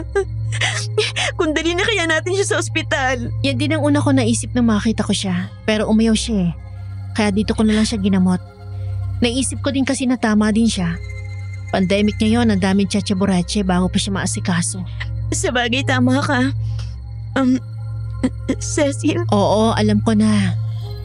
Kahit naman sino makakita sa paraan ng pag-iyak mo, basta sabi na may namamagitan na sa inyo. Pasensya na. Hindi ko agad sinabi sa iyo. Aleli! Trent! Mabuti naman at nagkamalay ka na. Nasaan ako? Nasa bahay kita. Natatandaan mo ba kung anong nangyari sa'yo? Inihatid ko si Aling Tinay. Tapos, bigla na lang may umatake sa amin. Pagliko namin dun sa may taniman ng mais. Bigla na lang? Oo. Ang huli kong naalala, ang pagsigaw ni Aling Tinay na may aswang at ang paghingi niya ng tulong. Pagkatapos nun, naramdaman ko na lang na may tumarak sa tagiliran ko, ang maitim at mahabang kuko ng aswang. Ganun ba? Trent, ang mabuti pa huwag ka na munang magsalita. Baka bumuka yung sugat mo eh. Tama siya, Trent. Magpahinga ka na lang muna dito. Aleli, samahan mo na lang muna si Trent dito sa bahay. Kung sakaling kaya na niyang kumain, may pinakulo ang atay ako sa ref. Sige, ako nang bahala. Di ko pa nga lang nalalagyan ng kahit anong panlasa yon. Bahala ka na kung lalagyan mo ng asin o kung ano man. Alis lang ako saglit.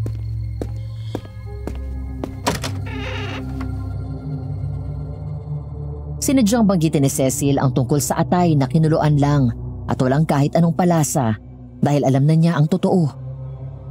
Nagsisinungaling si Trent dahil ito ang aswang. Kailangan niya ng mga kasagutan kaya nagdahilan siya na aalis muna saglit. Paglabas niya ng bahay, nakasalubong niya ang ninong niya na naniniktik sa harap ng bahay niya. Sinenyasyan siya nito na tumahimik at sumunod. Nung makaluyo sila sa bahay niya,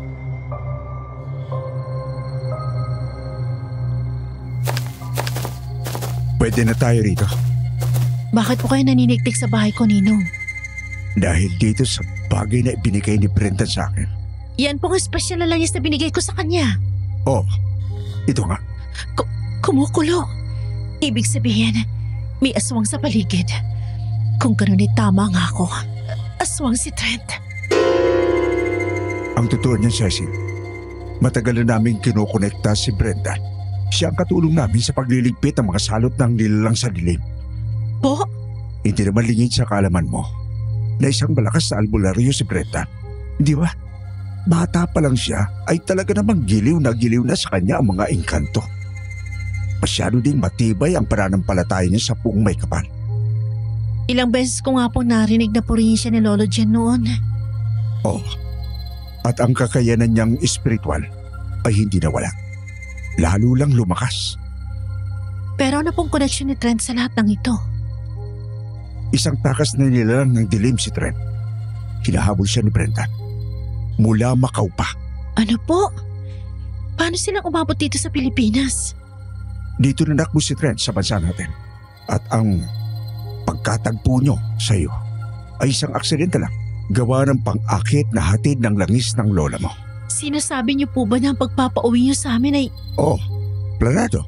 Isang plano na layong mahuli ang si Trent. At linisin ang pangalan ni Brendan mula sa bintang ng mga taga dito. Pero paano po si Aleli? Alam na po ba niya? Alam niya, matagal na. Pero bulag nang nagmamahal ang aking anak. O baka dahil nadadala lang siya sa pang-akit ng aswang na yan. Ano pong gagawin natin, Ninong?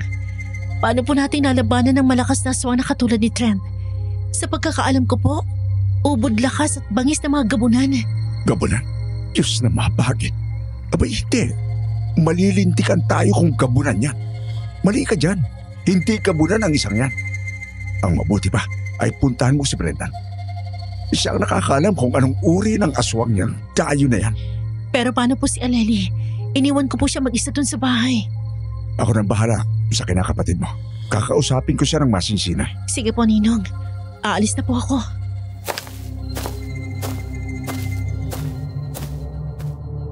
Lakad takbo si Cecil papunta sa bahay ni na Brendan. May kutob kasi siya na sugatan din ng kababata.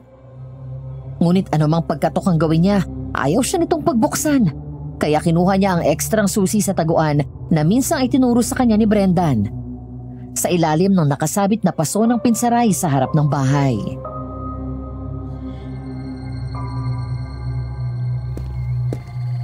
Sabi na sugatan ka. Anong ginagawa mo dyan sa lapag? Lalong sasakit yung sugat mo. Paano kung nakapasok? Kinuha kong kopya ng susi ng bahay niyo na nakatago sa ilalim ng pinsaray. Paano mong nalaman? Ano bang tingin mo sa akin? Bata pa lang tayo, ugali mo na magtago kapag nasusugatan ka. Isa pa, sa mga ganitong sitwasyon, alam ko na ikaw lang pwedeng masangkot. Nakuha ko din to. Sa'yo yan, alam ko. Wala talaga akong takas sa'yo. Hindi ka man lang ba natatakot sa akin? Anong ikatatakot ko sa'yo? Kababata kita.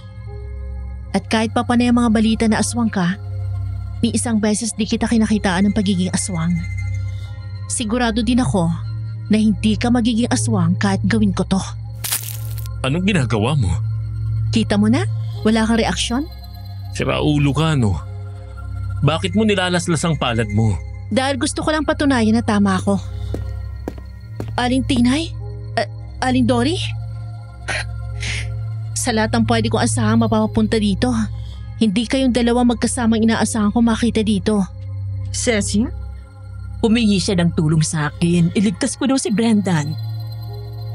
Kung ganun, Aling Tinay, tama nga ang kutob ko. Pwede niyo po ba ikwento sa akin ang totoong nangyari? Medyo iba po nakarating sa akin eh. Sige.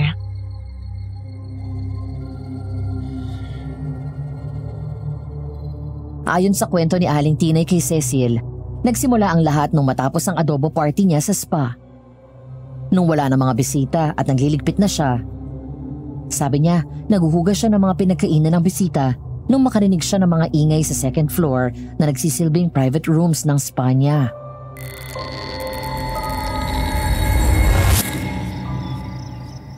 Ang saya-saya, solve ang problema ko sa pagkita habang ECQ.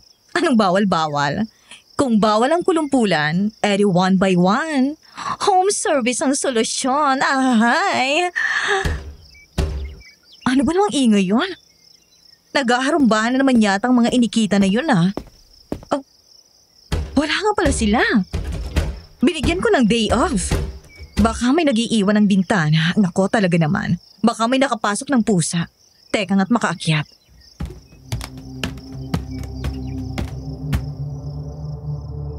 Kinuha ni Aling Tinay yung walis tambo para gamiting pantaboy ng pusa kung sakaling may nakapasok nga.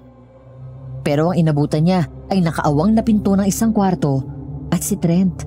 Tatawagin sana ang lalaki pero inabutan niya itong sumusuntok sa dingding na kahoy ng kwarto. Yun pala yung naririnig niya na kalabog.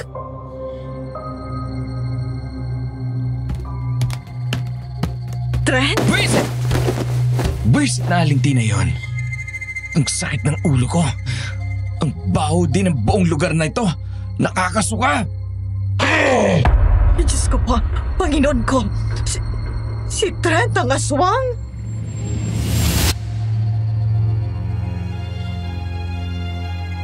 Pinag-isipan ni Aling Tinay ng mabuti kung anong gagawin hanggang sa nalaman niya na may ugnayan na si Aleli at Trent. Doon na siya napilitang kumilos. Nagkunwari siyang nagpasama kay Trent na mamili ng mga supply sa spa. Pero palusot lang niya yun Ang balak talaga niya ay kausapin ang lalaki para palayuin kay Aleli.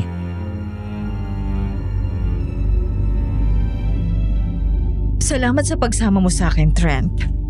Walang anuman po, Aling Tinay. Pero ano ba namang pumasok sa isip mo at nagbuti ka?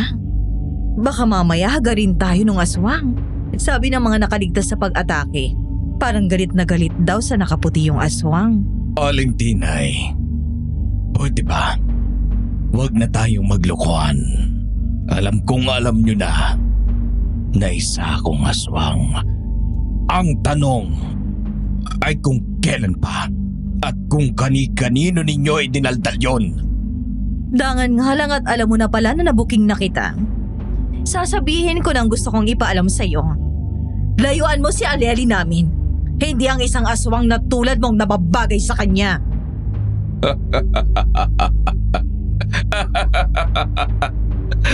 Halos halayin ninyo ako sa paglalaway sa akin nung una ninyo ako makita. Tapos ngayon, ipinanghihinura ninyo ako dahil lang sa aswang ako. Mababaw talaga kayong mga tao. Ba't lintik na ito Dapat lang ipanghinura ang mga tulad niyong nilalang ng dilim. Dapat lang sa mga tulad ninyo walang kwentang tao ang maging lamang tiyan naming mga aswang! Ay, aswang!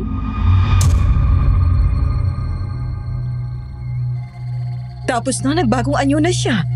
Nanlisikat na mula ang mga mata niya. Humabat naging puti ang buhok niya. Tinubuan siya ng mga naglalakihang pangil at humaba ng ilang pulgada ang dila niya. Paano po kayo nakatakas? Matagal ko nang alam na aswang siya. Mula pa nung nagpakain ako ng adobo sa inyo, kaya nagbaon ako ng asin. Isinaboy ko yun sa kanya. Pero hindi pala yun sapat, kaya ang tanging nagawa ko ay manakmo palayo. Mabutit nakatulong ang adobo na mailabas ang tunay na pagkatao ng dayo na yon.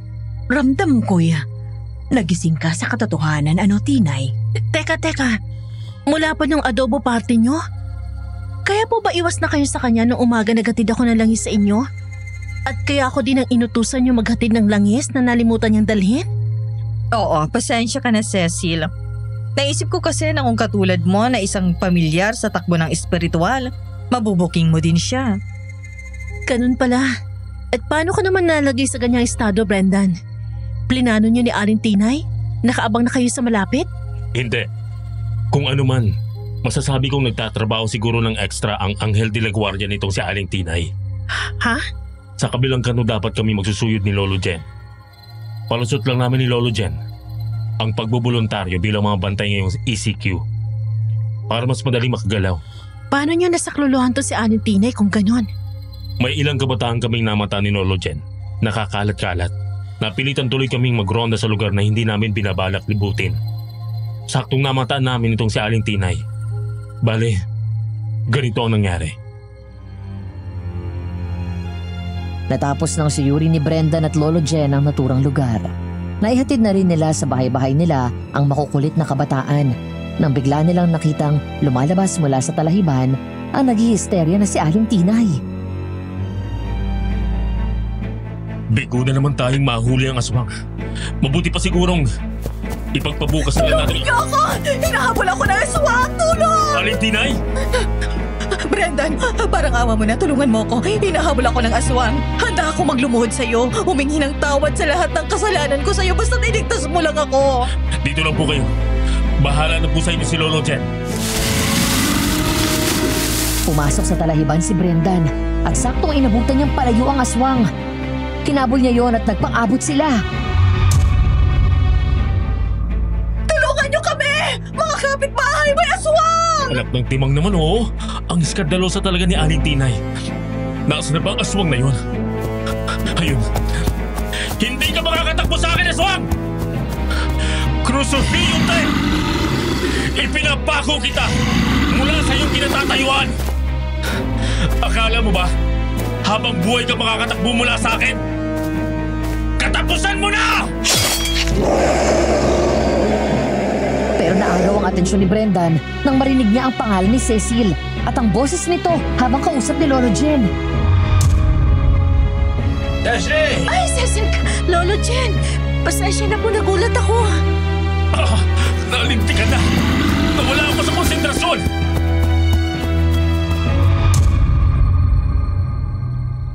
At ito na nga nangyari.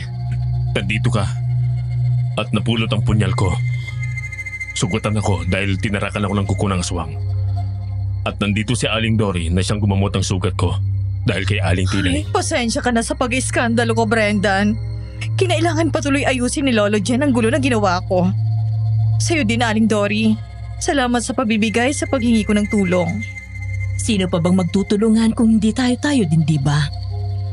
Ayos lang ho. Magandang panansi din yun kay Trent.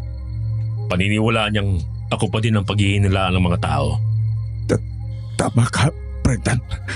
Pero kailangan mong magbalik. Takas na naman siya. Tay! Cecil! Parang awa mo na! Tulungan mo si tatay!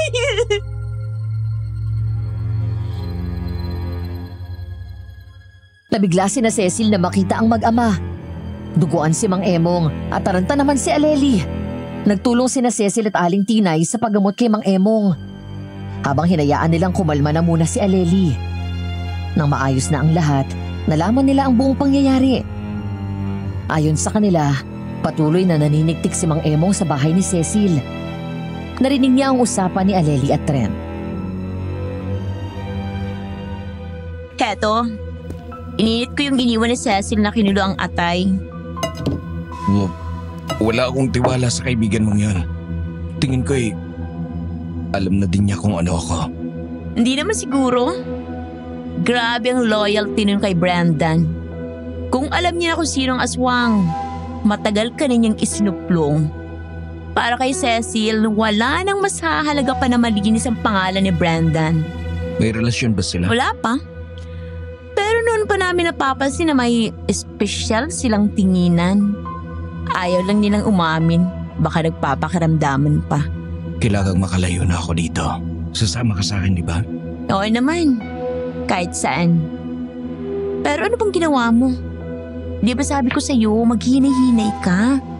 Kahit pag ginagamit natin ang lumang hinala ng mga taga dito kay Brendan, may kamatay pa din na mabuking ka. Nabuko na din naman ako ng tiyahin mo. Ano?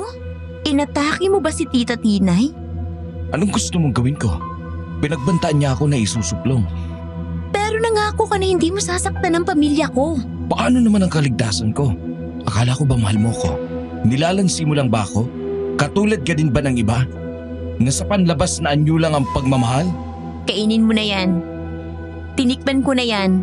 At napatunayan kong walang asin o kahit anong palasa yan. Alam kong hindi yan sapat para punan ng nais mong kainin. Pero mabuti na yun kasi wala. Saan ka pupunta? Magpapahangin para lumamig ang ulo ko. Baka may masabi akong hindi ko sinasadya. Pagsisihan ko pa. Paglabas ni Aleli, nahagip siya ni Mang Emong. Nagtalo ang mag-ama dahil pinalalayo na ni Mang Emong si Aleli kay Trent. Sa gitna ng kanilang mainit na diskusyon, kinrusa ni Mang Emong si Aleli sa noo gamit ang langis na may katas ng katuray at dayap. Doon nagbalik ang katinoan ni Aleli. Nagkasundo ang mag-ama na magkita sa bahay ni Brendan at bigyang wakas na ang salot na si Trent. Pero nung papunta ako dito, nakasalubong kang patakas na si Trent. Mukhang talagang inaabangan niya ako. Inatake niya ako. Buti na lang. At nakatakas ako sa tulong ng medalyon na bigay mo sa akin, Brendan. Nakita ko si tatay na gumagapang sa daan malapit dito. Walang yung Trent na yun. Muntik niya nang mapatay si tatay. Ay nako, makakatakas pang aswang. Ano nang gagawin natin? Hindi siya agad-agad makakatakas. Sa tagal niyang ginagamit ang mga langis ko, sigurado nakakaramdam na din siya ng panghihina ngayon. Ano? Brenda, nalimutan mo na ba? Hindi lang kayo ng lolo mo manggagamot dito. Maging ang lolo ko na pinagbibintangang mangkukula, manggagamot din. Oo nga no, tama. Ganun nga ang lola mo. Anong ginawa mo dun sa langis? Baka mapahamak ang mga kliyente ko. Isang uri ng pangungusap na aswal lang ang tatablan. Parang kontrata. Mga concerned parties lang maapektuhan. Sa kasong to, si Trent lang. Mabuti pa, kumilos na tayo. Bago pa siya tuluyang makatakas. Wakasan na natin ang pananalo niya sa mga tao.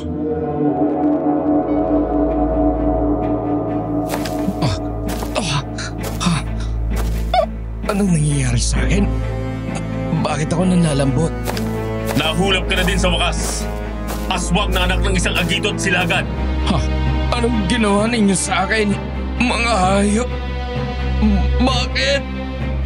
Yung langis na dinideliver ko sa spa, hinaluan ko ng pangontra sa aswang. Dahil sa gumagawa ka na masama, tinablang ka na nun. Ha? Ikaw? Ipagtagang babae ka. Isang pagkakamali na naakit ako sa langis mo. Papatayin kita! Sinaktan mong tita ko. Maging si tatay ay pinagtangkan mong patayin. Ngayon naman, pati best friend ko, may hangganan ng pagmamahal, Trent. Ito ay kapag nawalan ka na ng respeto sa damdamin ng taong karelasyon mo. Ang pananakit mo sa pamilya ko, ang patunay na wala kang respeto sa damdamin ko. Aleli. Paalam, Trent.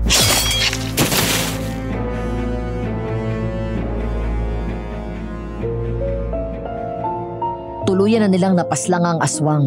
Nalinis na sa wakas ang pangalan ni Brendan. Ilang buwan lang ang pinalipas at nagtapat ng pag-ibig si Brendan kay Cecil. Di naglaon, nagpakasal sila. Ang pangyayaring yon na ibinahagi sa akin ng aking mga kaibigan ay iminulat ako sa maraming bagay. Pero ang pinakatumatak sa akin ay si Aleli. Hindi masama ang magmahal, pero dapat marunong tayong magbigay ng hangganan. Hanggang saan ba ang kaya nating ibigay? Hanggang saan natin kayang magpatawad? Dahil kung patuloy lang nating hahayaan ang pagmamahal na walang respeto, wala na ring saysay ang tinatawag nating pagmamahal. Huwag lang puro puso, pero pairalin din natin ang isipan. Kaya nga nandyan yan sa pinakaitaas ng ating katawan para tayo'y gabayan. Sa mga tagapakinig, nais kong malaman ang inyong opinyon. Magkita-kita tayo sa comment section. Lubos ang paggalang. Dito ko na tinatapos ang aking liham. Bong.